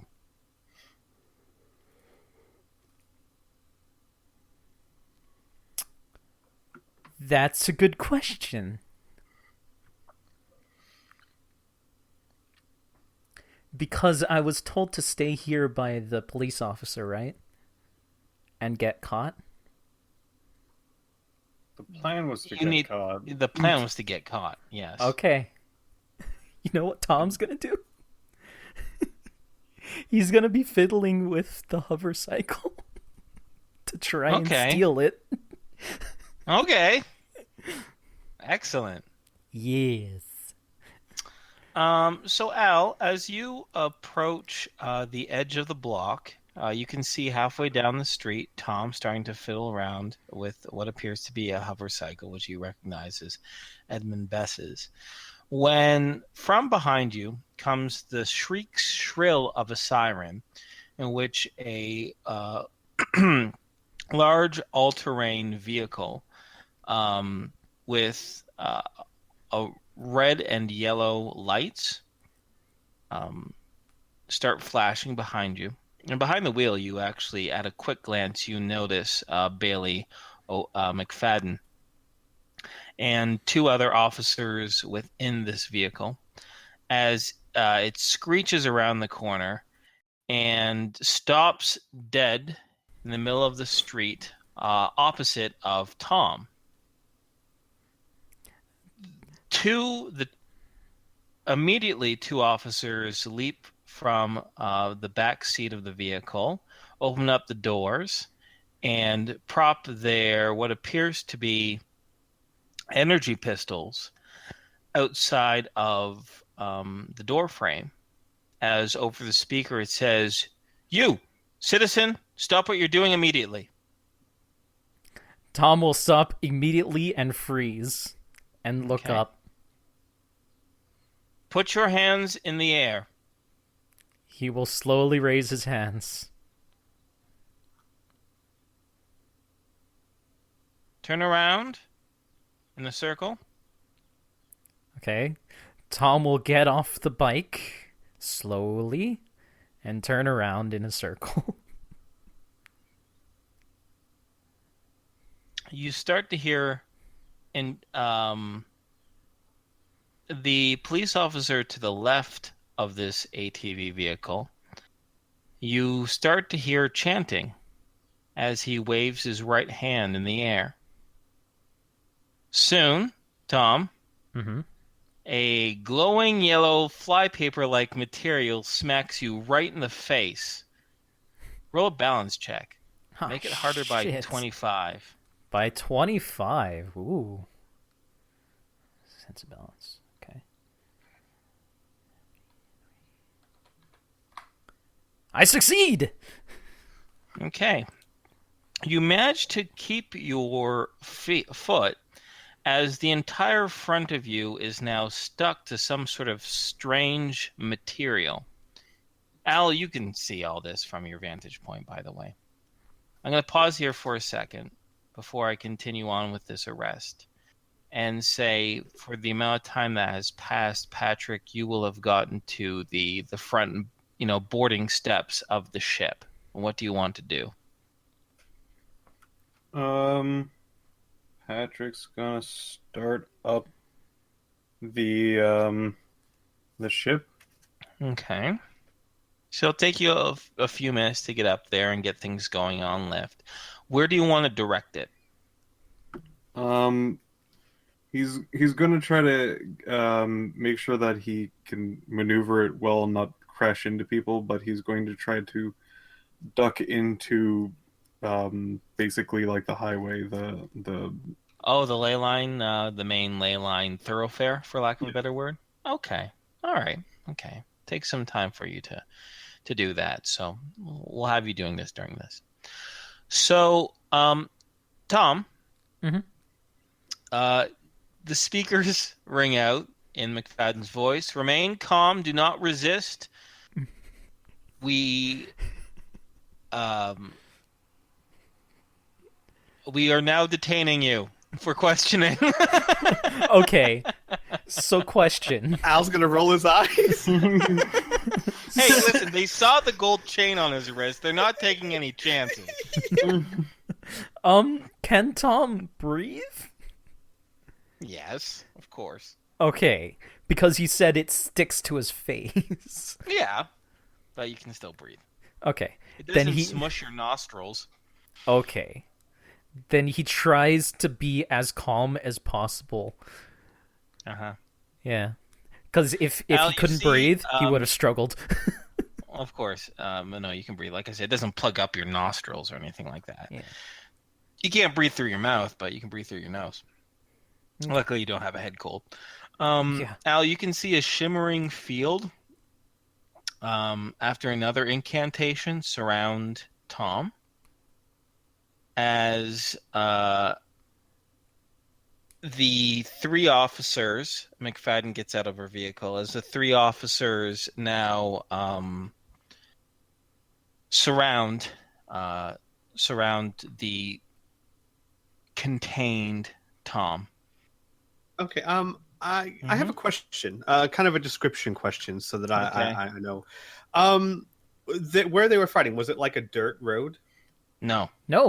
Sidewalk. It was sidewalk. Okay, so what's the area of ground look like? Does it look blackened, scorched, or? Oh yes, extremely.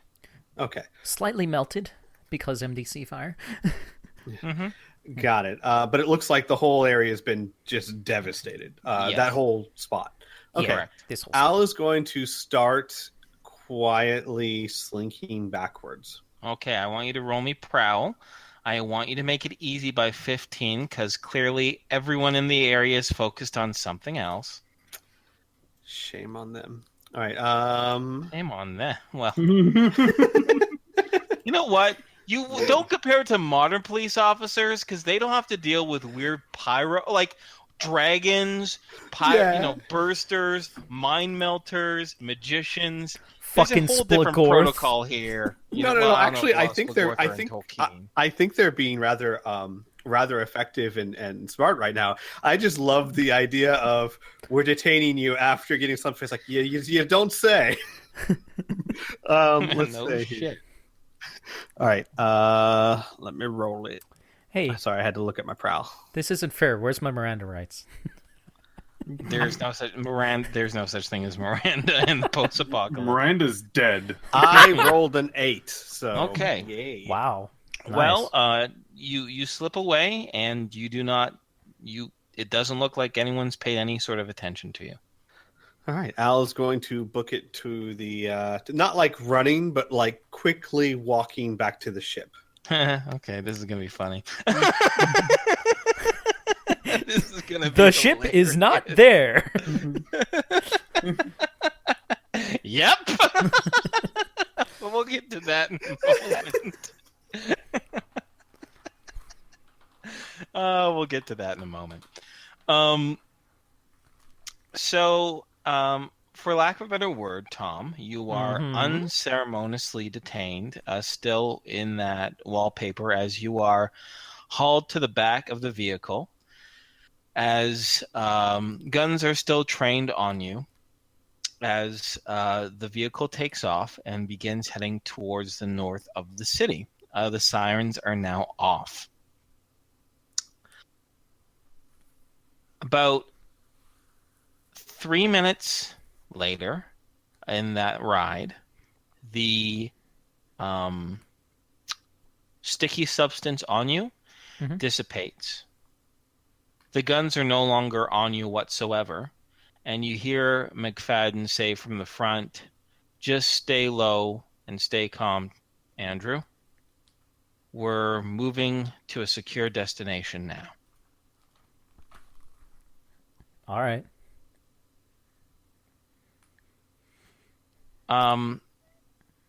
You also hear her radio in to obviously someone else on the other side, and you hear her say something akin to begin closing off the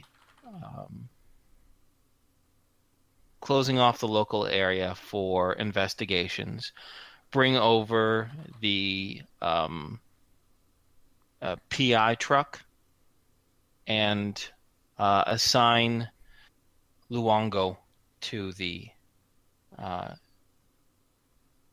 to follow up on the investigation. I'm going to switch now to Al and Patrick.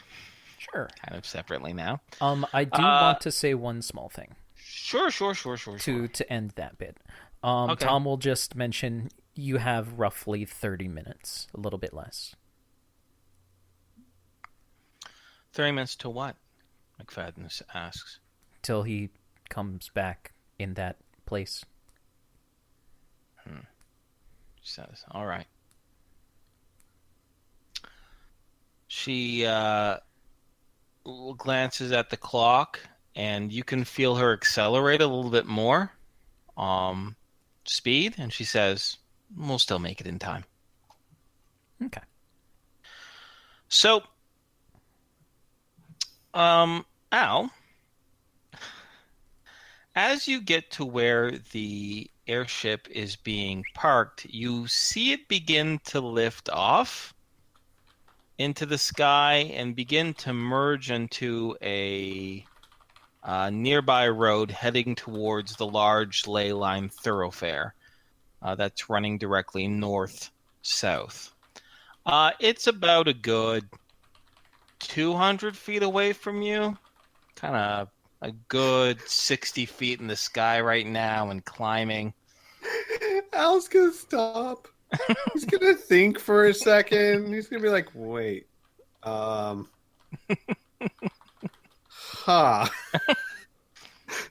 You still have your radio on you. Yeah, he's gonna switch on the radio and he's gonna be like, guys, you mind letting me on a board before you go wherever you're going?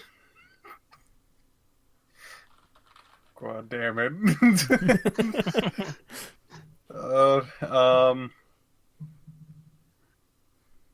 Patrick will. He's already lifting off into the thing. If there's a brief pause, if there's a brief pause, Al will say, or at least let me know where you're going. I'll meet you there. Patrick will probably say something along the lines of, let me just quickly, we're at which place? The south, north? The west. Oh, you are in the southwest. Southwest.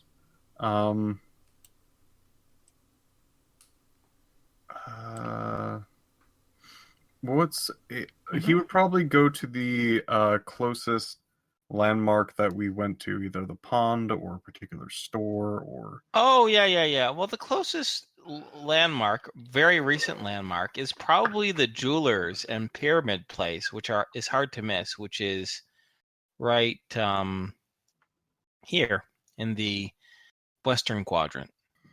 Patrick would probably say, sorry, the Jewelers. Al will respond, okay, get there, stay low. Tom just got nabbed. And then he'll start heading towards the Jewelers on foot. You are going to have to take a taxi cab, homie, or some other type of transportation, or otherwise that is going to be a walk that's going to be like half a day. Yeah. He's going to find alternate means of transportation, like a rickshaw or something. There aren't rickshaws. Don't be ridiculous. something low, inconspicuous. I know you're able to. There are a variety of vehicles that rent out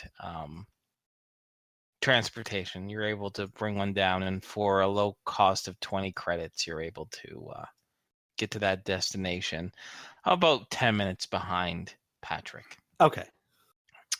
So now we start the exciting part of the campaign where I split between you guys. So I'm going to alternate from time to time.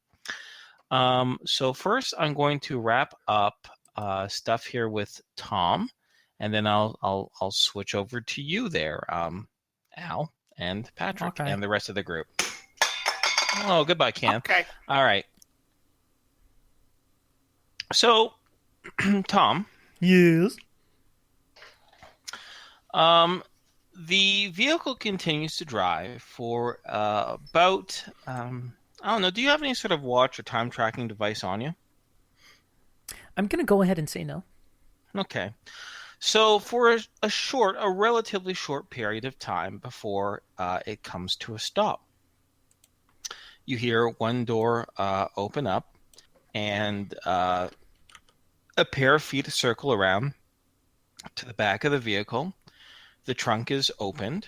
I guess I should say the rear door is opened as you see the face of Bailey McFadden, and she reaches out a hand to you, helping you up. She goes, "Okay, we're here. Just get into the building quickly. The less people see you, the better." Tom will pull up his hood and start heading into the building. Okay. And the building in question is more of a tower. It is completely circular without a single angle to it, although it is not very tall. There are a variety of stone towers that dot the landscape of Tolkien. But this one is only approximately about 5 stories tall. It is also extremely nondescript. There is absolutely no signage in the front identifying the building, nor is there any sort of numerical address. Instead, hanging from the very top of the tower are 2 long banners, mostly made of white, which have the edge of an orange edge to them. 2 of them, these banners flow from the very top to the very bottom, framing the entrance to this building. A simple square hole, for lack of a better word. There isn't even a clear doorway. The building itself appears to be made of stone, but the stone is of a bleached white color. As you enter the building, you and Lieutenant McFadden enter the building. You are faced with a extremely tranquil sight. The interior of the building, once again, for the most part, has that bleached white stony structure to it. But intermingled is a variety of growing plants, and predominantly vines, that stretch all up and down and along the walls themselves. Every single bit of furniture, from the squat benches to the small sectioned off rooms, to the edging of a giant waterfall that sticks to the very rear of the building, of the tower, it seems to be made and shaped by the same white stone. As mentioned previously, there is a waterfall that pretty much dominates the about, I'd say, a good 20% of the tower itself. And as you look on high, it appears that the waters themselves travel down multiple stories up from above. You can't even see from your current vantage point where the top of this waterfall disappears to, but the water droplets fall down, as I mentioned, multiple stories. And the water in both the waterfall and the pool around it is so clear, it's almost it's practically almost completely transparent. In fact, it creates a very much of effect of almost like a curtain, a shimmering curtain in front of you. Cool. There are also a variety of individuals within this building, and unlike many of the other denizens of Tolkien, they're all very uniform in dress. All of them, whether they be human or DB, male or female, wear flowing white robes from the tip of their neck to the bottom of their feet, covering their entire arms. So only their bare feet and bare hands and their faces are shown. For those species, including humans and others, that have natural hair on their heads, many of them appear to have been shaved, bald, both male and female. In addition, they're all wearing these long flowing scarves that are of this deep burnished orange color that hang around their necks and hang to their sides of their chests and their legs.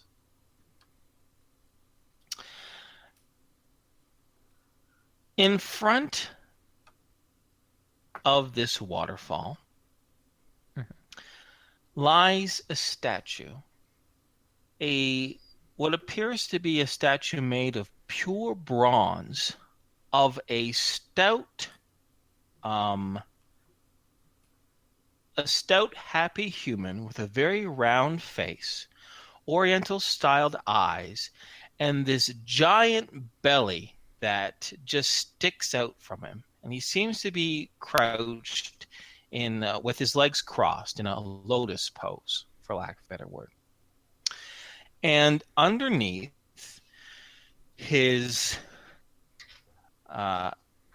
underneath where his feet rests is an indentation in the stone floor in the shape of a heart.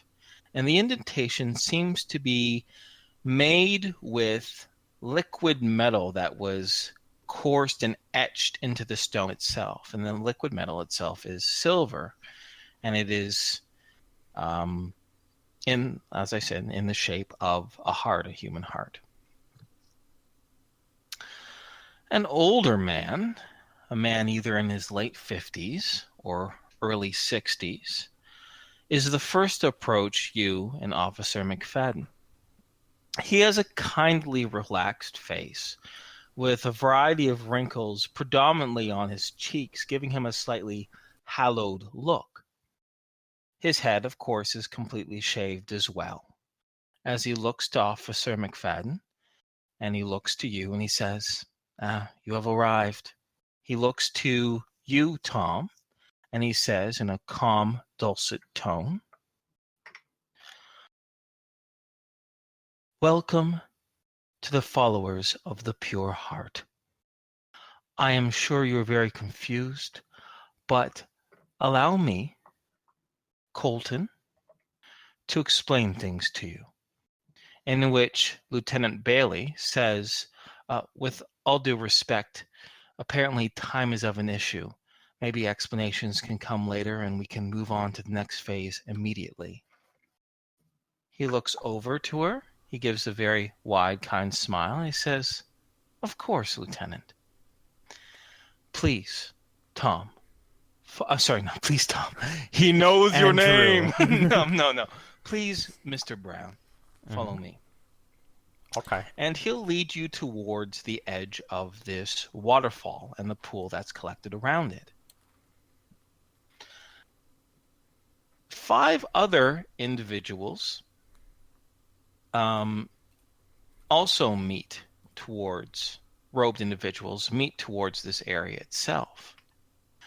And the man who introduced himself as Colton brings his hand out to a young woman. She appears to be a DB of a race that you're not all too familiar with.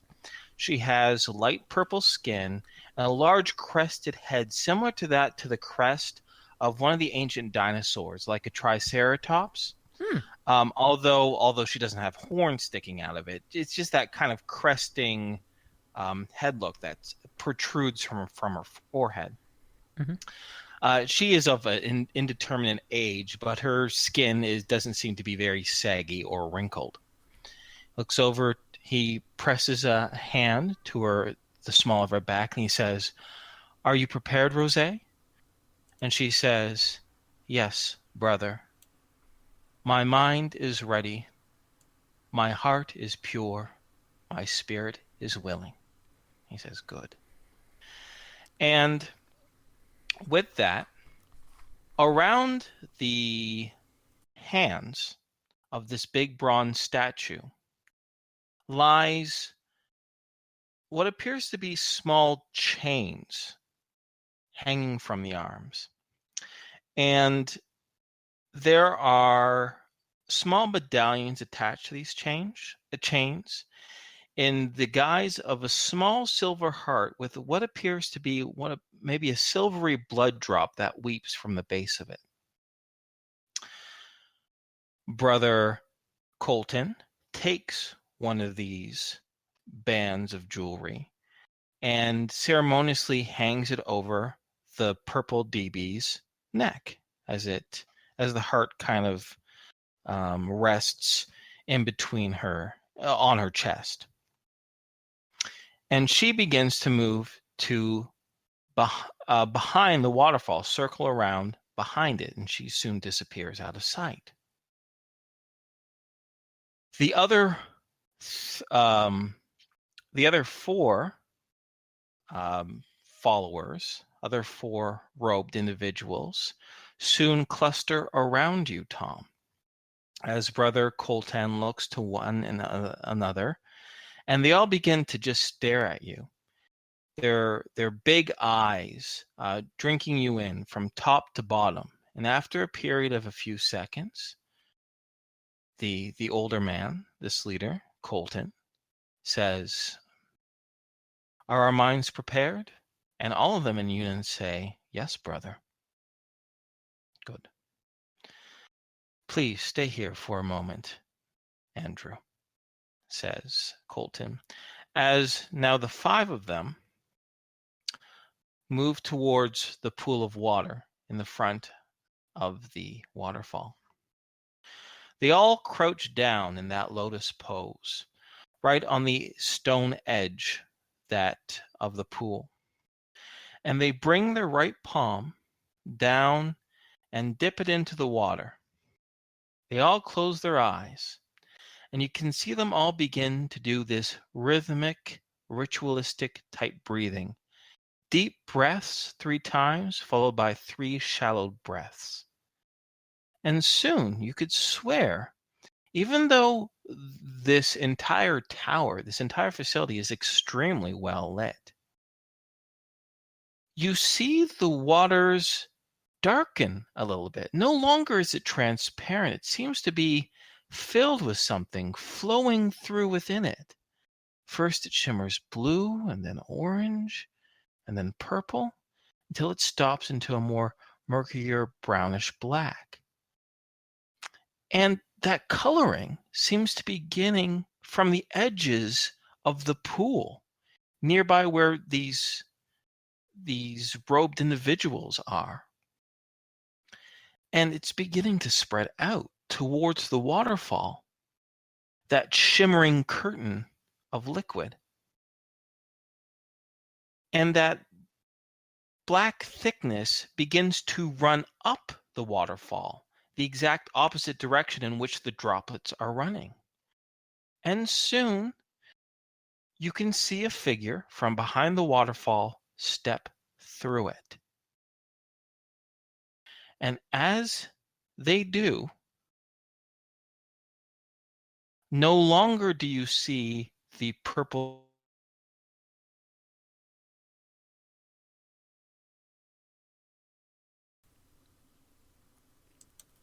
No,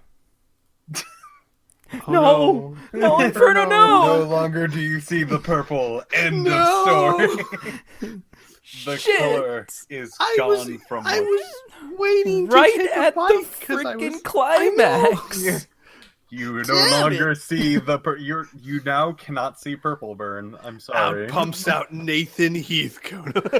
Oh my god. Why, Nathan? He's- Why? Beautiful. Yeah, he's wearing a dress. Yeah. And he says, Oh boy! Tom, I oh missed no! you. Don't see that sucks. Fucking Discord disconnected on me because Oh. I got to the point and you guys couldn't hear me. Oh god, it sucks. Okay, Yeah, so now I have to. I start can over no again. longer see the purple what? Yeah, you can no longer. Okay, ready? Yes. I'll get this going again. Yes. So, from a figure begins to step through this now brackish black curtain of liquid. And no longer do you see the purple-skinned, crescent four-headed DB that stepped behind the waterfall moments before. As this figure breaks through the droplets of water, you now see you, Tom. It's like looking right into a mirror. Height, weight, skin pigmentation, physical features, from top to bottom. Even your current haircut is there. Dude, that's cool. The figure steps away from the pool as the robed individuals, including Brother Colton, step back, give satisfied smiles as this other version of you steps towards yourself and Lieutenant Bailey. Escorted by Brother Colton, he gestures over to Lieutenant McFadden as he says, we are ready. She is prepared to do what is absolutely necessary. Lieutenant Bailey gives a small smile and she says, thanks a lot, Uncle. He goes, anytime. This will be a place of refuge for those of pure hearts and pure minds. We are happy to assist in this unusual circumstance. And with that, the other version of you, Tom, and Lieutenant Bailey begin to leave. Lieutenant Bailey stops for a moment, rests her hand on the soldier of the doppelganger version of you, and turns to the actual you. And she says, one last thing, in all the commotion, I forgot to mention that we have a distinct channel that's going to be open at exactly noon every single day. And she gives you the frequency. It'll only be open for 5 minutes, but it is the only opportunity everyone, both operatives on the field and myself, can communicate with each other. All right. Very Do I good. just stay here?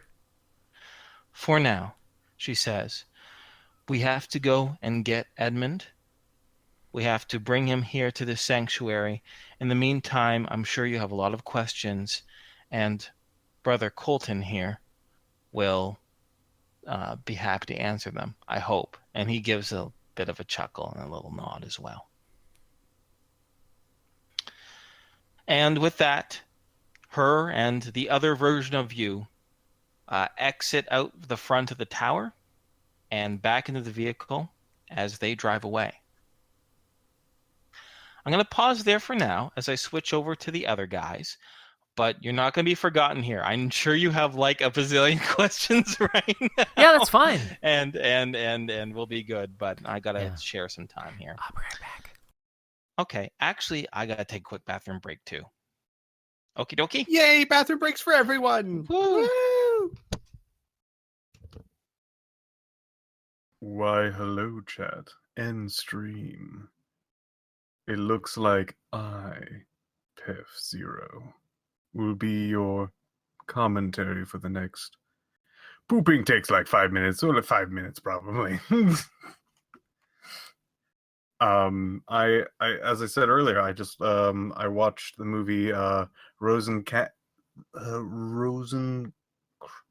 and Guildenstern Are Dead, which is a fascinating breakdown of basically how stories are told.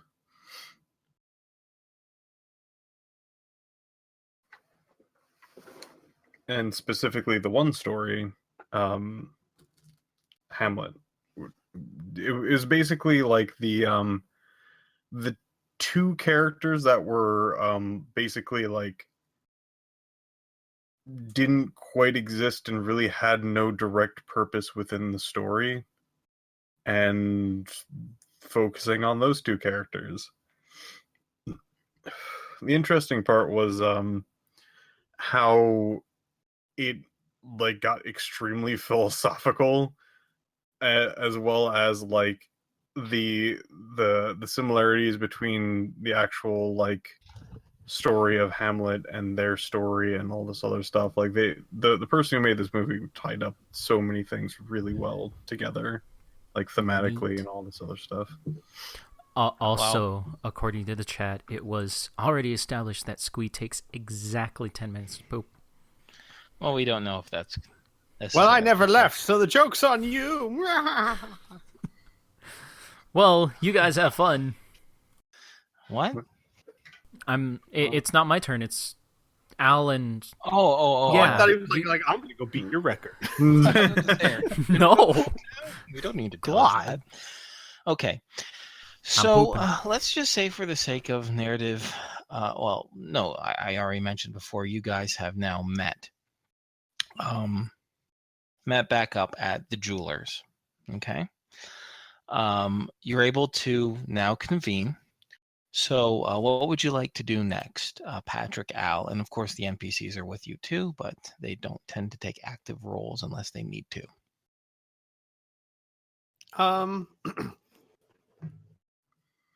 Well, I have a question. Okay. So, would it be fair? Because as a player, we didn't really say this or not. Would it have been fair for like the night before, something like that, to tell everyone that we're going to be acting like this is real every second? Or because technically we didn't say that as players. I don't know if we would have, because the idea is Al's going to be acting like this is really happening, and he doesn't know if the NPCs are on board or not. Okay. Yeah, I think it's fair to say that you guys probably mentioned it, right? You had enough time to think about it. You had enough downtime to talk about it.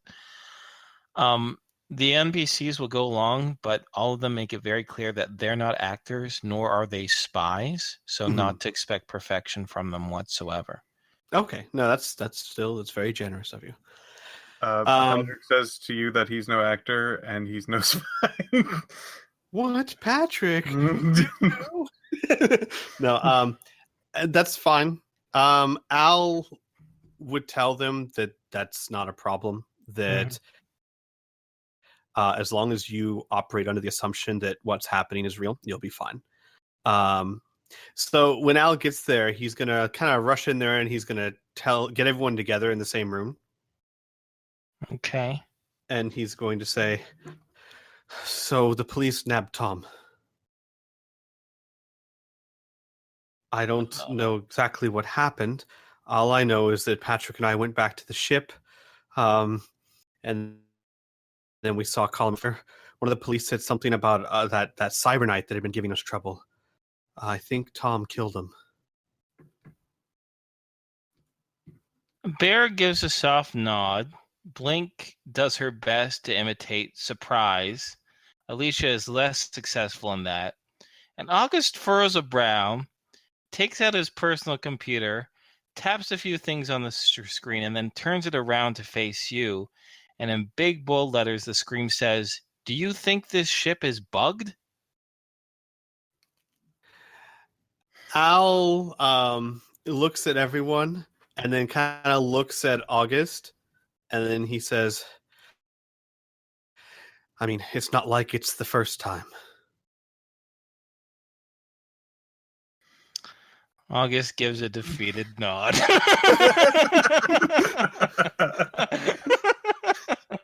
As he types out, "I wish it wasn't always like this."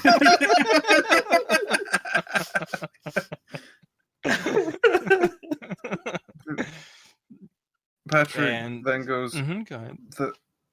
What do we do? Leave?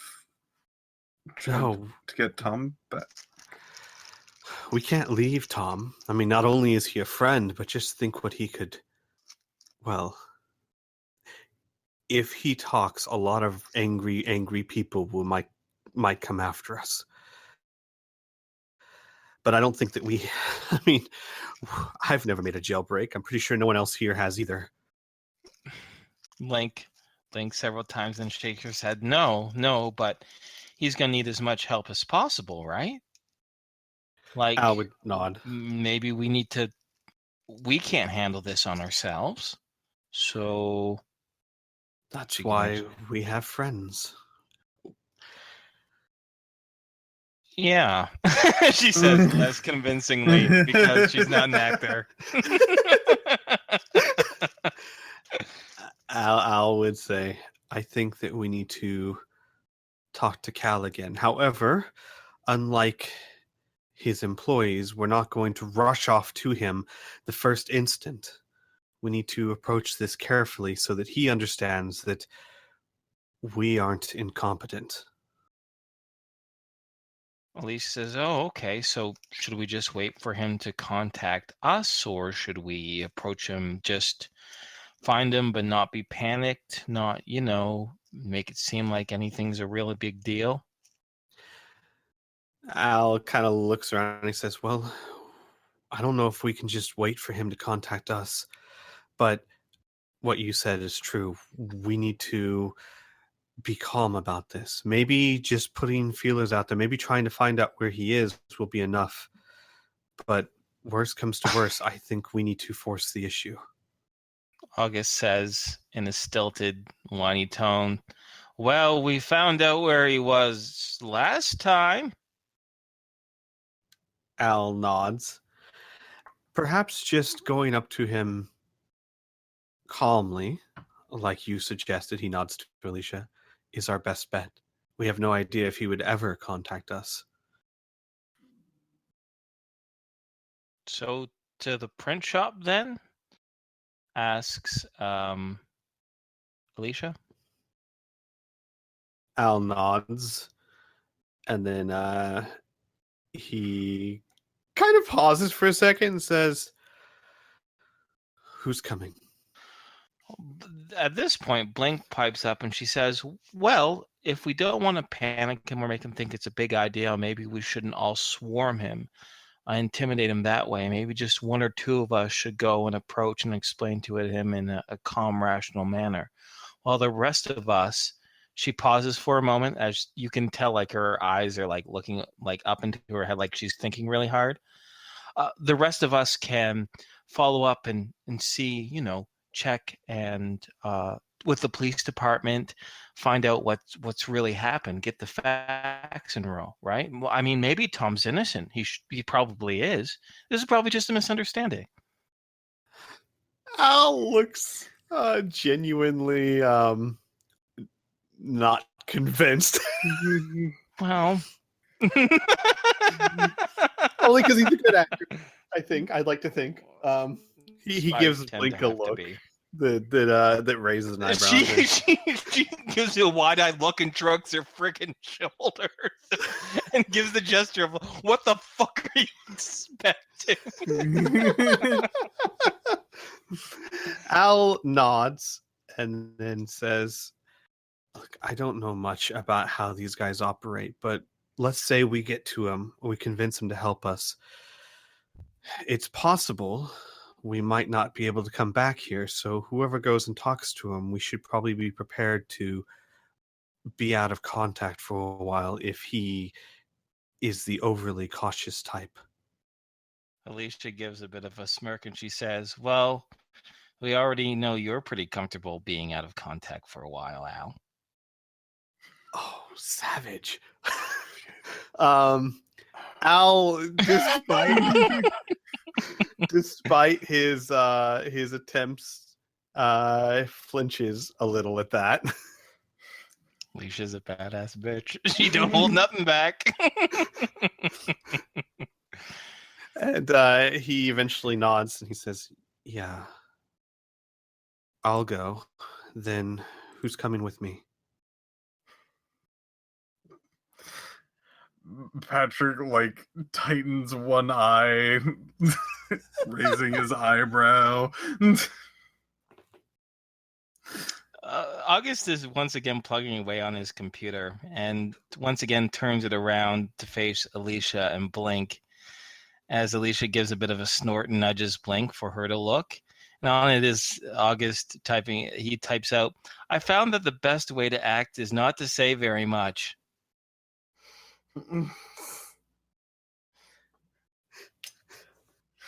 Also, he's shaking his head vigorously at who should go as far as him. Bear rumbles out. I think I would be too obvious. Al would nod. Well, Blink says, scowling at August's message, as she's trying really hard. Like, she's not good, but she's trying hard. Right. As she says, well, if I remember correctly, it was you and Patrick who were trying to help out the associates before, the ones that got hurt. So I would assume that you two probably have the best intentions for, Cal and the rest of them. Al would nod. Right? Best foot forward. And he knows us. And Alicia was there too. Oh, we were all He there. looks to Alicia. But he nods and he says, true. Alicia gives like a grimace and she goes, yeah, I can come along too. she's like, I'm not good at this spy. And then she's looking at it with the eyes and she was like, give me a gun and I can help you. The rest of right, this shit right. what I normally do. Al but has Alicia will come along, we'll just say. Not a problem. So then I guess Al, Patrick, and Alicia. Sure. Perfect. And when they're out of the ship and fairly comfortable talking, Al will mention that he wants Alicia to come along because if things go bad, I mean, there's no one that fights harder than she does. So, Blink might not like those words, but yeah. Well, maybe. Blink's not there. Good point. Good point.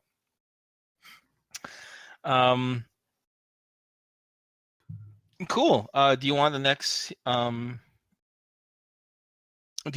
scene to be you guys heading over to, let me check the wording, palpable printers? Or is there anything you guys want to confirm beforehand? I would think that Al would feel fairly safe talking low, like when they're outside, like when they're on the street kind of thing. Okay. So he would he'd make sure everyone's on the same page, but I think we are all pretty much on the same page. So. Okay. So we'll say you were able to take your ship back over towards palpable printers, park it. Tom, oh my God, Al, Patrick, and Alicia will disembark and head towards there once again, facing the glass face of the building as you open up. And sure enough, you do see he's not right at the front counter. He's actually back in the back office, but by a doorway. And he's a very large man, so he's kind of hard to miss, so to speak. And a young clerk goes to initially greet you and ask, how they can help you. But as Cal, who's now wearing glasses actually on the nose of his bridge, takes a quick glance at you, notices you, and saunters on over to the counter. And he goes, oh, don't worry, Joseph. These are return customers. I'll give them the personal touch. Go ahead on your break. And Joseph gives a bit of a nod. He goes, okay, boss, thanks. As he disappears back there. And Cal gives a wry smile, runs a hand through his auburn curly locks as he looks to each of you and he goes, need more printing done?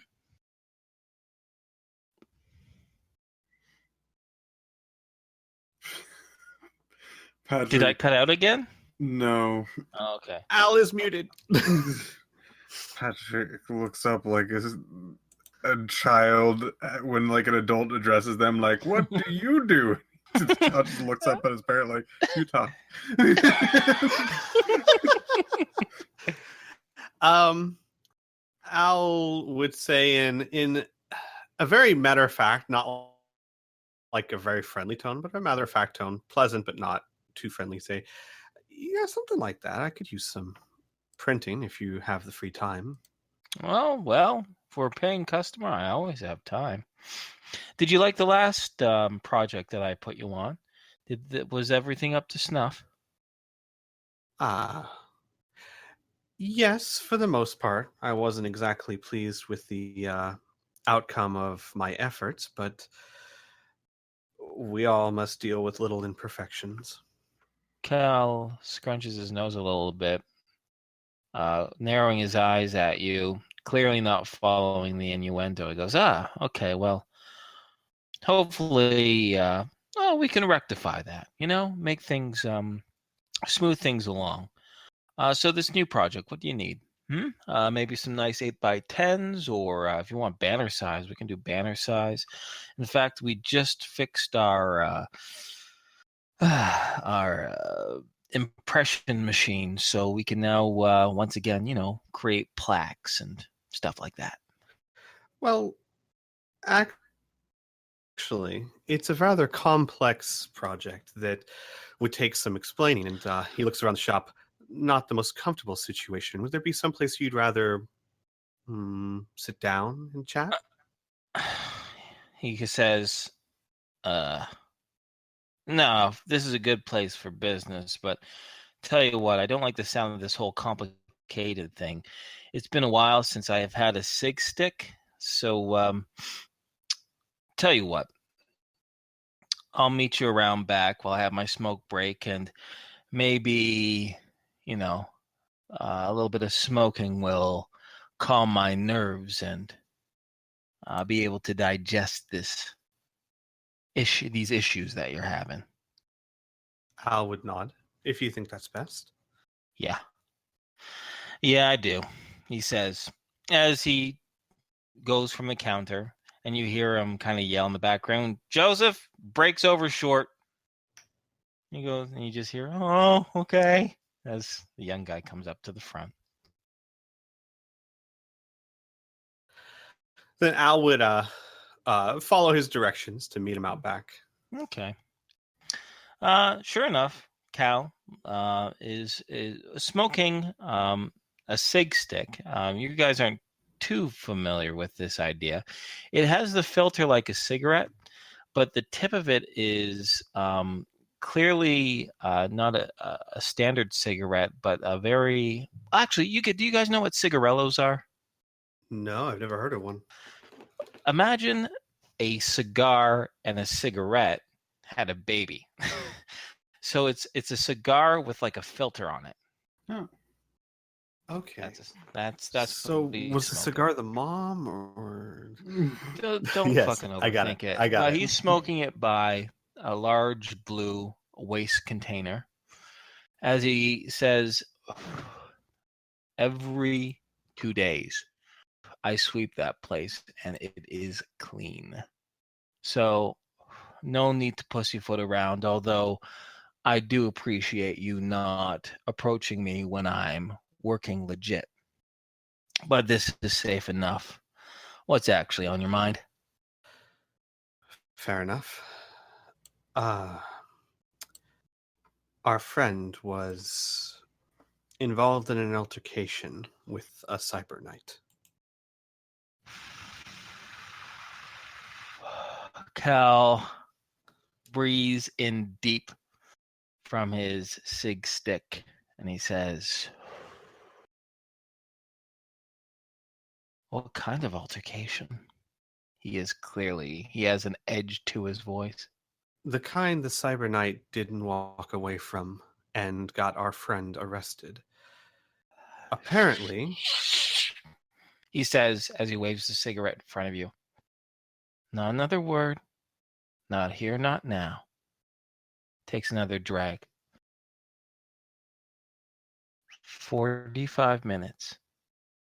You go to Handy Mandy's. That's a scrap dealership on the north side. You're going to meet us there, and we're going to talk. Al will nod.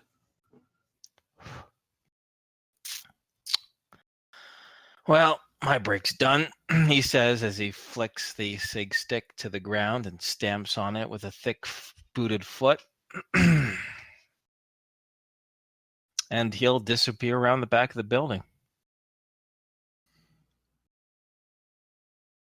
Al will sigh and look to the others.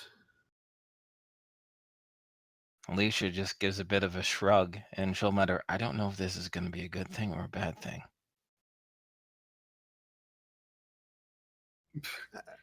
Patrick looks sternly concerned. Al would nod and he would say, well, that is always the problem with these things, though either he's really, really good at hiding nervousness or he's treating us more like a business proposition, which speaks well. Shall we go meet him? Don't think we got much of a choice, Alicia says. Well, I guess we do, but yeah. All right, then I'm fine heading over there. All right, so this is where I'll break at this point. From this particular group, I'm going to move back to Tom. Okie dokie, Tommy Tom, you hear, Burn? Yes. Okay. What's going on? So we'll take off directly after after Lieutenant Bailey McFadden and the other version of you leave. And Brother Colton gives a bit of a smile, and he gestures to a nearby bench for you to join him as he moves over to take a seat. Tom goes over and takes a seat. This, he gestures around to the pool, the bronze statue, the stone, is the refuge of the followers of the pure heart, a philosophical organization based here on Tolkien, although our founder came from some far-off distant lands. I'll tell you more of this in a moment, but first some basic information to perhaps set your mind at ease, especially after seeing your own self pass you by. I imagine your mind is filled with confused thoughts. Yes? Yeah. So that was magic, right? Correct. It was. A very powerful illusion spell, and that amulet that she wore is a small pendant that masks the presence of mystical energies.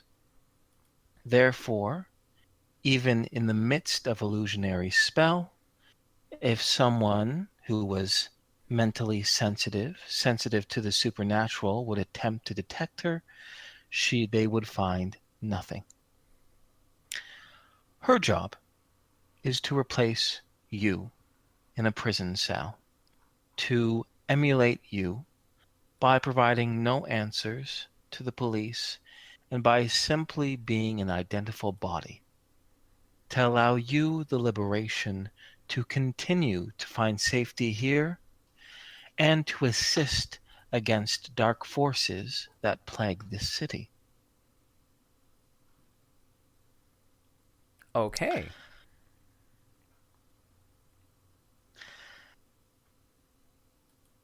We before I give you any modicum of our history, it's important to let you know that we, followers of the pure heart, have a very simple outlook on life. We believe in meditation, of spiritual and mental cultivation, and the perfection of the spirit. For we believe that within us, within everyone, is a pure heart that we ourselves must constantly cleanse and perfect. We believe, truly believe, that there are forces of good, of selfishness, of evil, and corruption in the world. And it is our role to be an ally to the good, to the just, to the brave. But just as one body has many parts, all serving its prime function, we ourselves serve a limited function within society itself. We do not have the military arm or the perseverance of these cyber knights. We do not have the bureaucratic fortitude and the policing force of local law enforcement. We do not have the mystical knowledge of interdimensional heroes. We ourselves have two simple roles: to provide refuge for those of clean spirit, and to offer advice and assistance when it is needed. My niece, whom you've already known, Miss McFadden, approached us yesterday with this very complicated problem that you and your friends have. And we have extended our talents to assist. So, I say to you, do you prefer Andrew, Mr. Brown, or some other identifier? You can call me Mr. Brown. I see. Well, Mr. Brown, we extend this hospitality to you. You are welcome to stay here as long as you need to.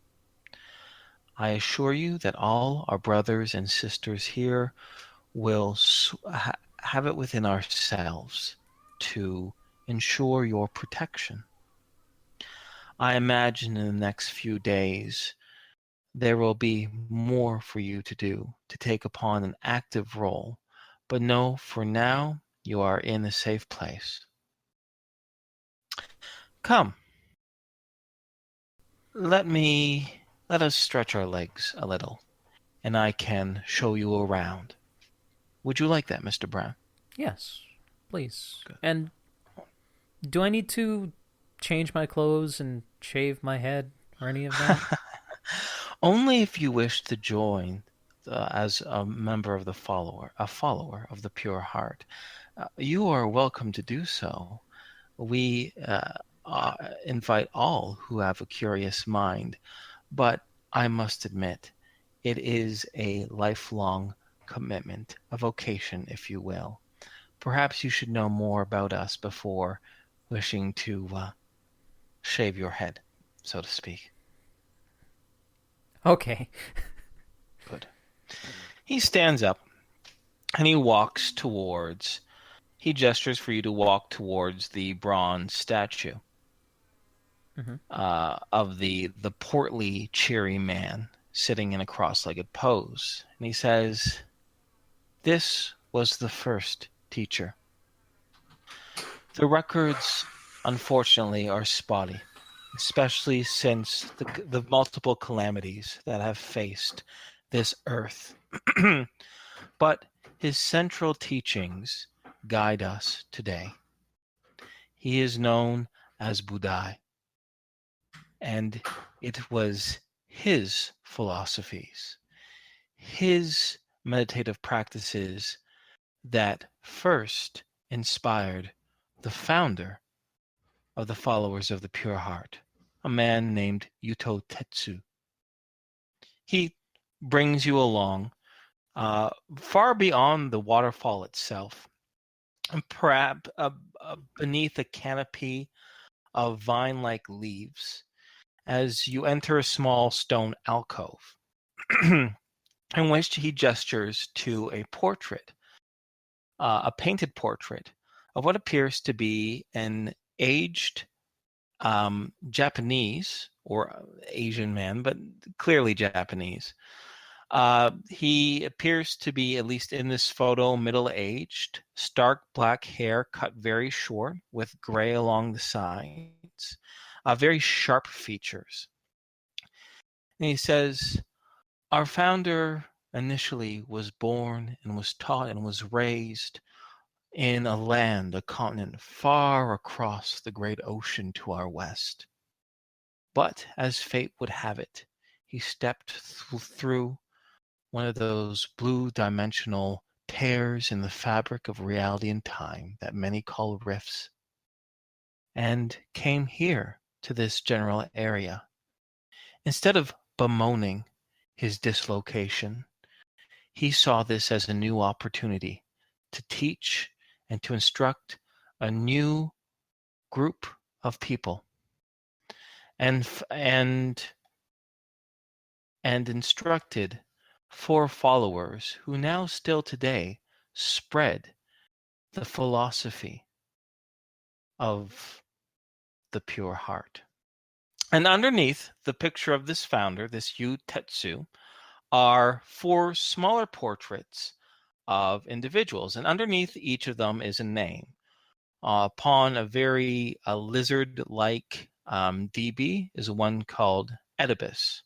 Across a female woman who appears to be completely blind. She has actually no eyes. Scar tissue covers her orbs. There's one that says Amari. There is what appears to be an elven individual.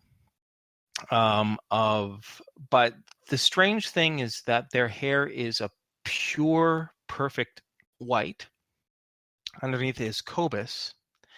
And the 4th one, Tom, I guess I should say, is a face. It takes you a little while to recognize. Underneath, there's a little placard that says Eric. But, see, it's strange. He's clearly younger in this picture, and he doesn't have the mind over matter implants. But you could swear that was Mila's weird, crazy teacher, Elok. Wow. Tom will point to him and go, I think I've met him before. The brother Colton gives a small look of confusion, then surprise, and then genuine smile. He says, you have? When? Yeah, a few months ago. It was and he's gonna struggle for a bit. Brother Colton patiently awaits for you to think. I forget where You we need a are. hand? No, Tom is saying I forget where we are in the world. It was near-ish New Laszlo, I think. Do you know where that is? Yes, I'm aware Yeah, of the colony of Laszlo, yes. he went by the name Elok, and he had mind over matter implants. Are you absolutely certain, he says, it was this man? It looks like him. Shockingly like him, but a lot older. Well, this is simply an artist rendition of when he was last witnessed here in our sanctuary. He gestures around. Oh. That was nigh over 45 years ago. We always had confidence that Yuto's disciples still walk the earth, spreading his word, his message, his calm, pure heart. Although I must admit, I am taken aback the fact that there are implantations inside his head. I can only imagine was a part of a plan. Did he seem well, at least, when you saw him? Yeah, he was very one with nature, and liked his teas. Yes, well, Now that does confirm you are speaking of the same man. You are very lucky. He is a wise, wise leader. We miss him every day, but we know he is doing good things. Come, let me show you to your quarters. Okay. And he'll take you up a spiral staircase towards the third floor. And your room, your domicile, isn't very big, but it is directly across from a section of the waterfall. And that those little ripples of water, uh, I don't want to tell you that they're relaxing, but some people do find such auditory sensations relaxing.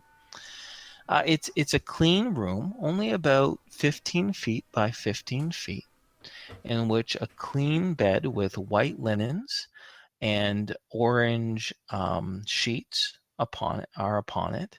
There is a small desk, an orange, white, and black mat, and that's about it. Okay. He says you may stay here, as I mentioned, as long as you need to. With that, you hear a small amount of commotion near the front of the building as a well, I guess you can't see it, so I can't tell you what it is yet.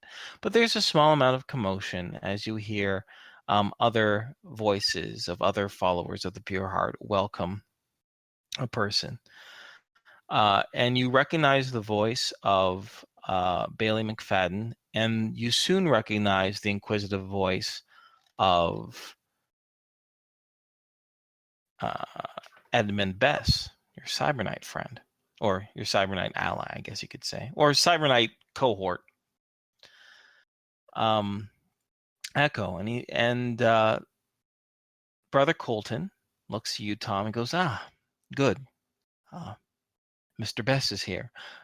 Would you wish to greet him, or would you like to get accustomed here? I'll go out and greet him. Good. He'll guide you down, back towards the entranceway, in which a wide-eyed Edmund Bess is looking around. When he sees you, he gives a relieved smile, and he says to you, "That place, that golden shimmering place, it's incredible."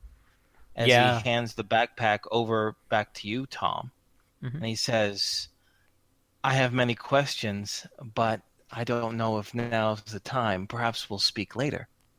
Yeah, that sounds good. Although that place is my friend Patrick's personal his deal.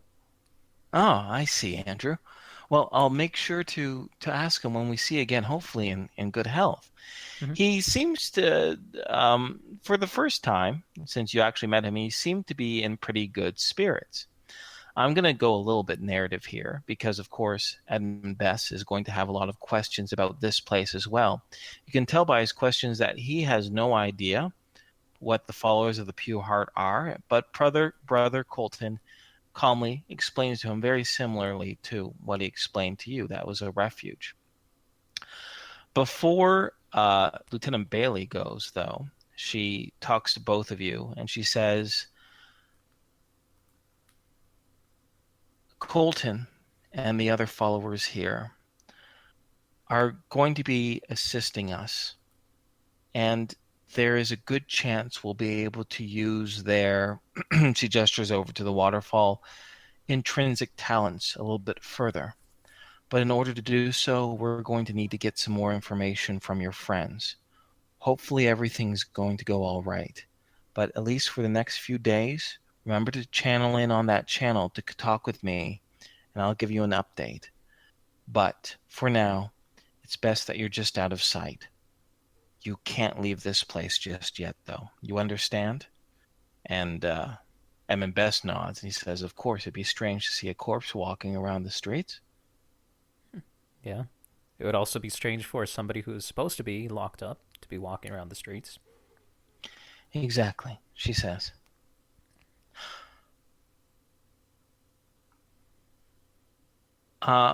With that, She will depart after a firm nod and one more smile over to Brother Colton, and he'll depart. Is it okay if I pause here from you here now, Tom, Yeah, sure. and move over to Yeah, it's the cool. scrap dealership with the other three? Groovy. Yeah. Groovy. So, guys, am I Ooh, good that's to me. paint? That's me. Yeah, that's you. That's you. Do you guys want to say or discuss anything before you go there, or do you want me to kind of paint the scene and go from there? I'm good painting the scene. Okay. Mhm. All right. So, Handy Mandy's is clearly a scrap dealership. In fact, it's one of the messier areas of Tolkien. An area that it doesn't have its own walls or little hedges to separate it. In fact, at some points, it looks like some of her business literally spills out onto the street, much to probably the chagrin of many bylaw officers trying to keep a low pollution count to this city. It is a scrap heap that is confined to a very small area.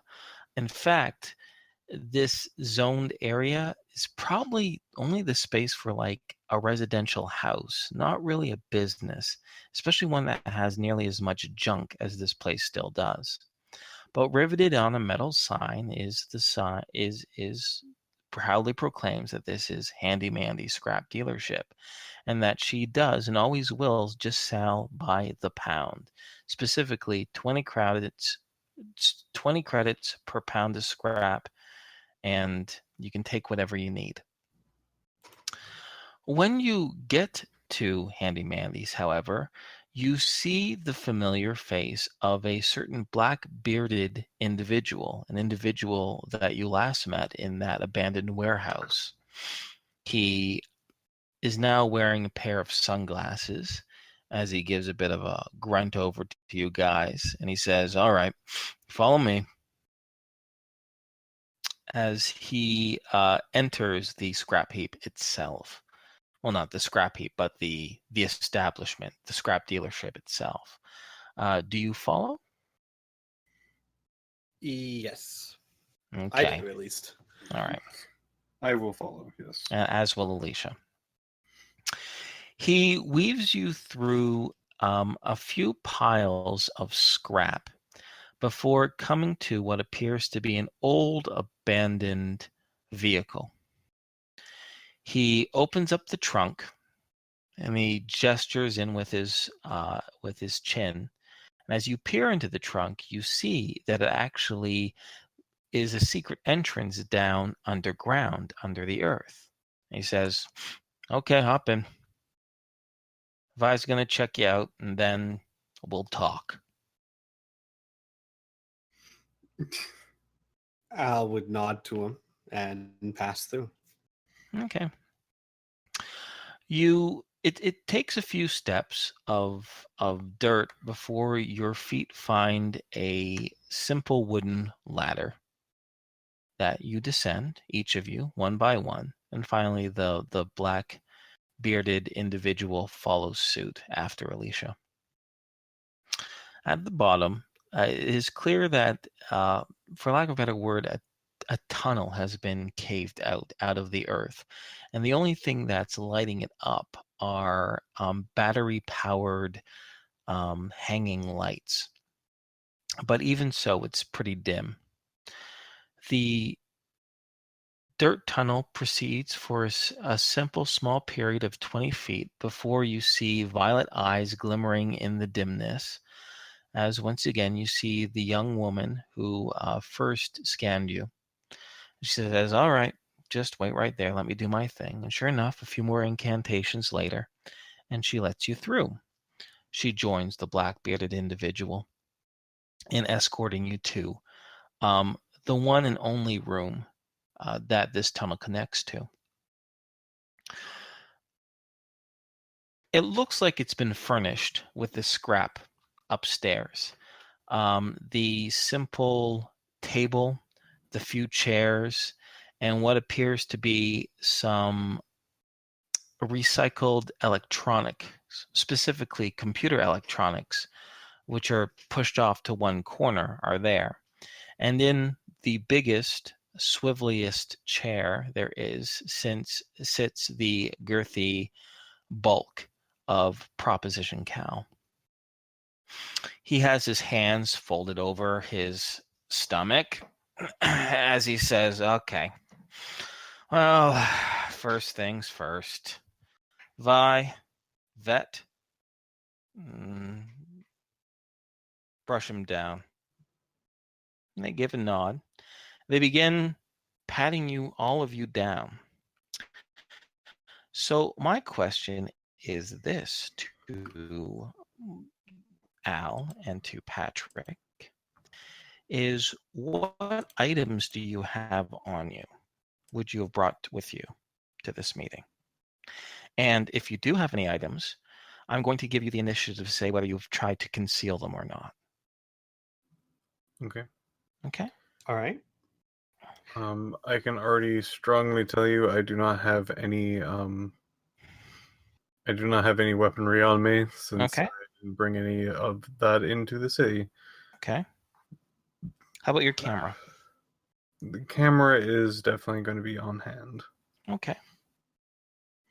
Al would have brought his ceramic knife, Mm-hmm. and he would have concealed it. However, when they start to pat him down, he will inform them exactly where it is and what it is. All right. Avi's the one patting you down, so she'll reach for it and she'll put it on the metal table in front. And Cal's going to pick it up and bring his thumb to the tip and give a smirk and throw it back on the table. Anything else, Al? No. Okay. Are you going to try to conceal your camera at all, Patrick? It's just his normal camera, so probably not. Okay. The bearded fellow comes up with the camera in his big meaty fists, and he shows it over to Al, and he goes, "Should I break it?" And Al waves his hand. He goes, No, bring it here. As the bearded man, who Cal called Vet, brings over and hands over the camera. And Cal turns it on. He starts flicking through some pictures as he begins to talk with you. Out of curiosity, what would be some of the first pictures he would have seen? I believe the first newest pictures would probably be things that would probably be actually on the camera, very much specifically, would be the ferry stuff that we were around. Okay. A lot of different pictures of some mud stuff, the feathered tiki sort of looking. Perfect.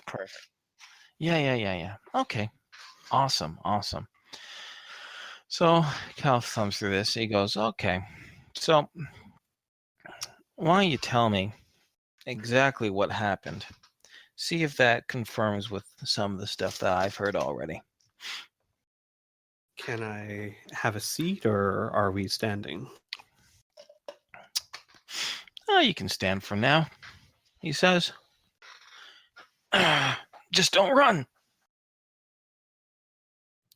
Al looks around at the obviously enclosed place and then says, well, what we know is this. A cyber knight went to one of our restaurants that we were having dinner. Sorry, Jim, was it like 2 nights ago? 1 night ago? It was 2 nights ago. 2 nights ago. Wait a second.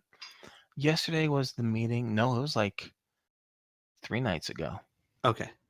Because the cyber knight needed a day or two to confer with his friend to come up with this plan. So we're going to say 3 nights ago. Okay. He came into the restaurant around 3 nights ago, talking about his missing friend who matched the description of the lady I treated and then got a bullet in her head. Who said she got a bullet in her head? Al raises an eyebrow. Please, I'm not stupid. Yes, you are, he says, for assuming that she has a bullet in her head. Word to the wise. I don't know how this worked with Ishbaming, but don't assume shit, especially with us. And while I got you paused here for a moment, Cal's going to bring his eyes. He's not wearing his glasses anymore. He's going to take his eyes over to the black-bearded individual. And he goes, go get Chuck. Bring him here now. I got some questions. And the black-bearded fellow goes, okay. And he departs. Cal looks to you, Al, and he gestures for you to continue. Very well. We're not sure if he already knew we were involved, but he began hounding us, especially Tom, asking him questions, trying to talk to him. We avoided Which him one as of you best is we Tom?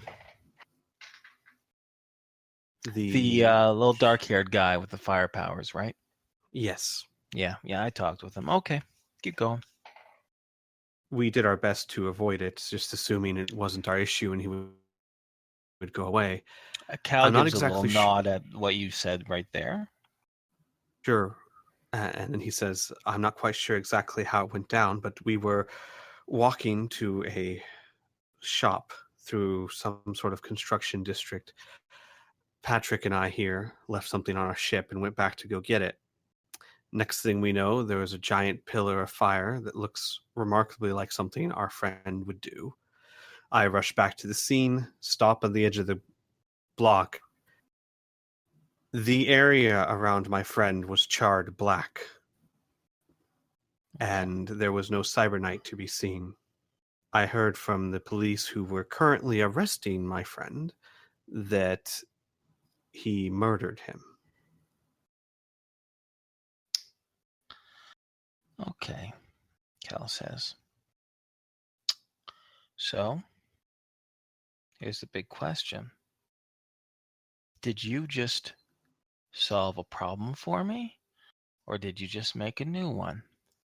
So, I'd appreciate if you tell me this honestly. Tell me about your friend Tom. What's the nature of his character? Is he a rat? Does he fold to pressure?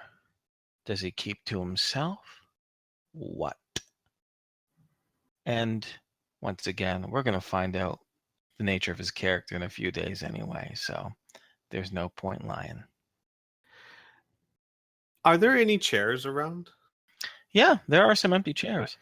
Al will then sit down without permission. I didn't say you could sit down yet. Al continues to look him in the eye and says, Tom's not a rat. He murdered him most likely because he was afraid that the Cyber Knight would expose him. He can be passionate, definitely, but he has never once betrayed us, and he has suffered greatly for it.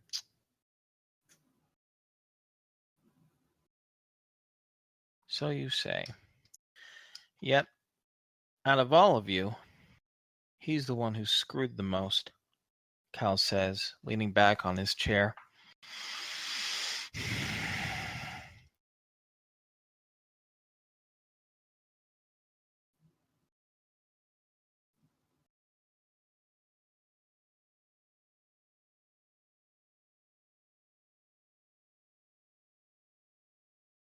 Oh no, did we lose Inferno? No, I don't think so. Did we? I think we did. Ooh. No. Either that or like they're having the most intense stare down ever. Yes. That's what I was thinking. It was just like, the most intense. is anyone going to talk? There we go. Let it be. Okay. Hey, Inferno. When did you last hear from me? He leaned back in his chair. Oh, Jesus. Okay. So he leans back in his chair. He doesn't seem all that upset that you sat down now. And he says, okay. See, out of all of you, he's the most exposed, and your buddy Tom is in the most trouble. Out of all of you, you were all wise enough to take the Fugazi bracelets I offered you. Him, on the other hand, still had the original. And with that, he might be in a big bit of trouble. You see, I don't know all the details, but let's just say the bracelets that New Laszlo, their security, hands out, it's made of some special fucking, I don't know, interdimensional magic sensitive shit called Vospalt. All I know is that its molecular structure is very sensitive to supernatural shit.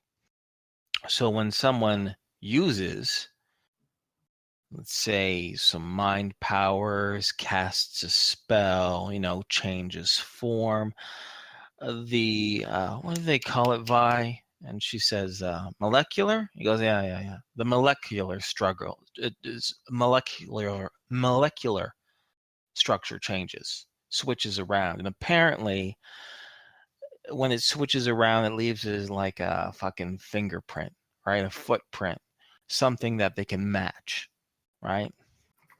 So the very fact that they found your buddy with no cybernite, a whole lot of fire, and his bracelet on, they're going to put 2 and 2 together. So now you're lucky. You're lucky you got friends with us. You're lucky you're VIP. But we're only going to help your buddy Tom if he proves his loyalty. So, I got a proposition for you. And it's less of a proposition and more of good fucking advice. You ready? I'm ready. Okay. First things first, you haven't checked into the safe house just yet. The reason we provide a safe house is to keep you safe. So, when we're done with this meeting, you're going to head on over, you're going to get yourselves comfortable. Okay? Fair enough. Okay. Yeah, real fair. Secondly, you're not going to do nothing. You're not going to say nothing. You're not going to utter a single peep to any law, to anybody except for me. Not even one, not even to Vi, not even to the vet, not even to Chucky. No one. You don't know nothing. Right? And another thing. You saw him at the nick of time and you were a witness to all this shit. That's not what happened at all, right? You were at the Confident Heart. You were eating hoagies. You were having a dance, right? That's what you were doing. All you all were doing. Georgette saw you there. You see what I mean? I'm catching on, yes. Good. You are a smart one. And then I'm going to do my thing. We're going to make sure your friend Tom doesn't say anything. Now, if Tom does say something, we're going to have another conversation about how we're going to deal with that problem. But if he doesn't say anything, then you just solved a big problem for us, and we'll be very happy. You understand how this is a tense situation right now, yeah? Al nods, and he says, my earlier assumption, I am not an idiot. If I had any doubt whatsoever that Tom would rat, you would be the last person I'd be putting myself in the safety of.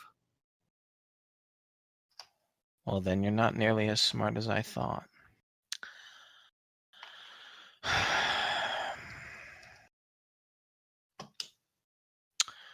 Why do you keep rocking this boat?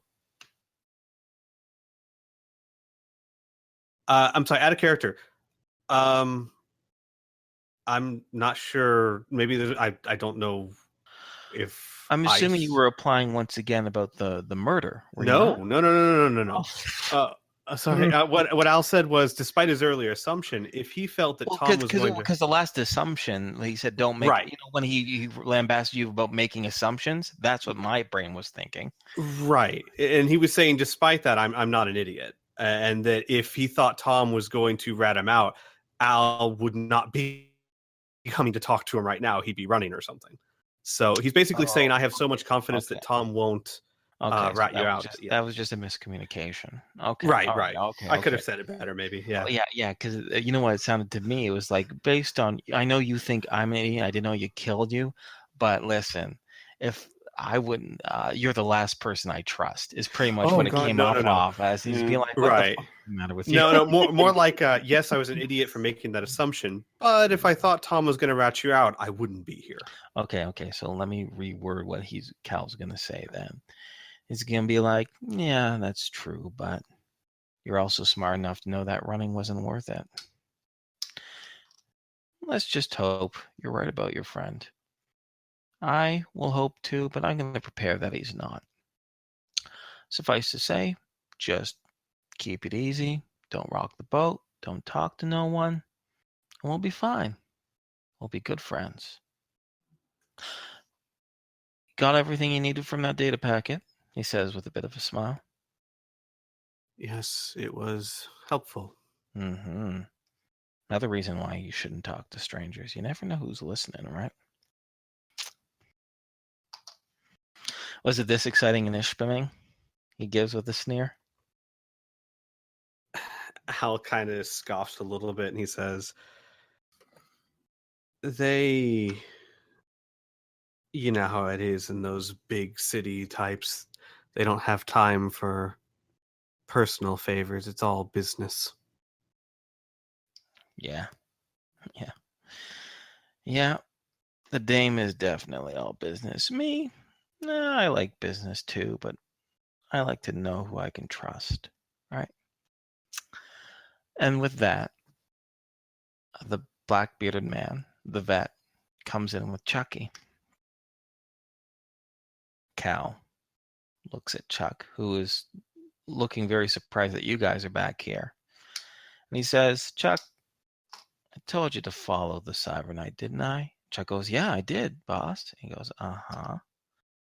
And what was he doing? And Chuck says, well, he was asking some questions around, Pike River Pike. And that was nothing. He went to the cops for like hours, and that was nothing. Then he started walking around the area, going to businesses, going to restaurants and shit. He goes, uh-huh. And goes, well, that's all he was doing. Were you on him the entire time? Oh, no, I mean, I had to take a leak and I had to get something to eat. I was following him all day, You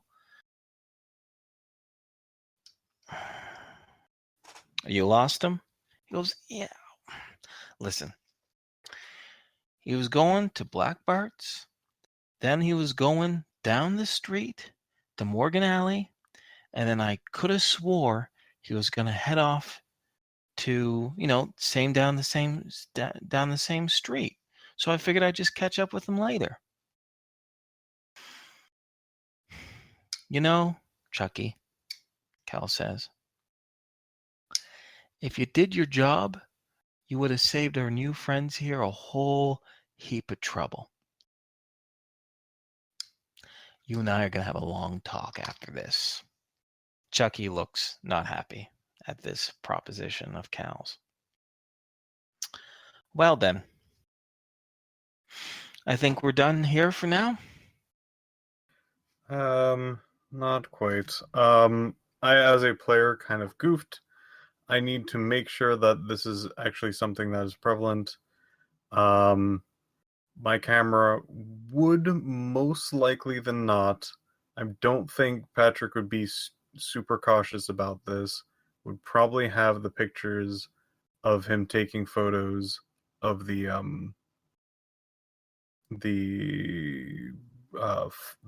file. Okay. Yep. And just as that, thank you, by the way, Piph. Yeah. Thank you for your honesty.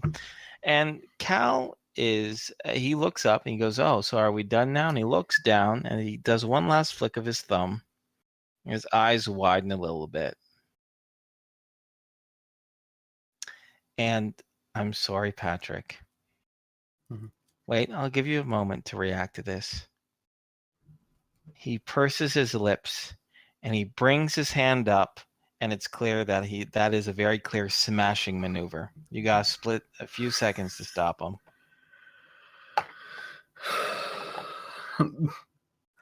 Patrick does not have enough reaction time, even if he was going to do something. Okay, all right. And with that, with a hard metal sound, the back of the camera comes smashing onto the top of the metal table, and again, and again, and a fourth time, Cal takes the ceramic knife and begins stabbing the broken camera with it, trying to sever the wire split up as he casts it to one side. He then begins to incant something, a magical phrase that neither of you recognize. You guys want to do anything? Let's see. He started, my point of view, he got surprised, started smashing the crap out of the camera, stabbing with a friend's thing. Is his magical spell, is his eyes towards me or the His camera? eyes are towards the camera. Nope. And in a burst of flame, it begins to crackle on top of the desk.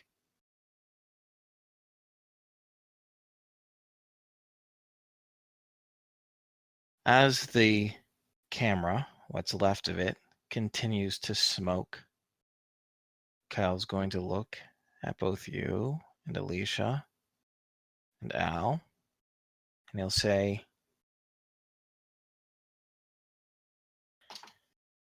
if you had any idea how many people died to get information on that, how much money was spent to get information like that, and how much other people would kill to get information like that, you would never have thought to do something so fucking reckless. This is bigger than you, my little VIPs. This is bigger than anything than you imagine. And do not think we will not take extraordinary measure to protect our own interests. Do not think you're that important. That right there, and only because you might have been solving a very important personal problem for me, is the only reason why you're not all burning with that camera right now. But if you ever do anything so fucking stupid again, you will not wake up the next time you are asleep. Do you understand me? Al would look at Patrick, slightly confused, and then look at him and say, I understand. Good. You can go. Chucky, you're staying. Chucky gives a baleful look. I think it's time to go. And that's where we'll end the session too. Yeah. All right, guys. Thank you guys for watching. I'm going to end it right there. Bam. Bye. Sorry Patrick's for the camera. mind goof. It's didn't fine. know.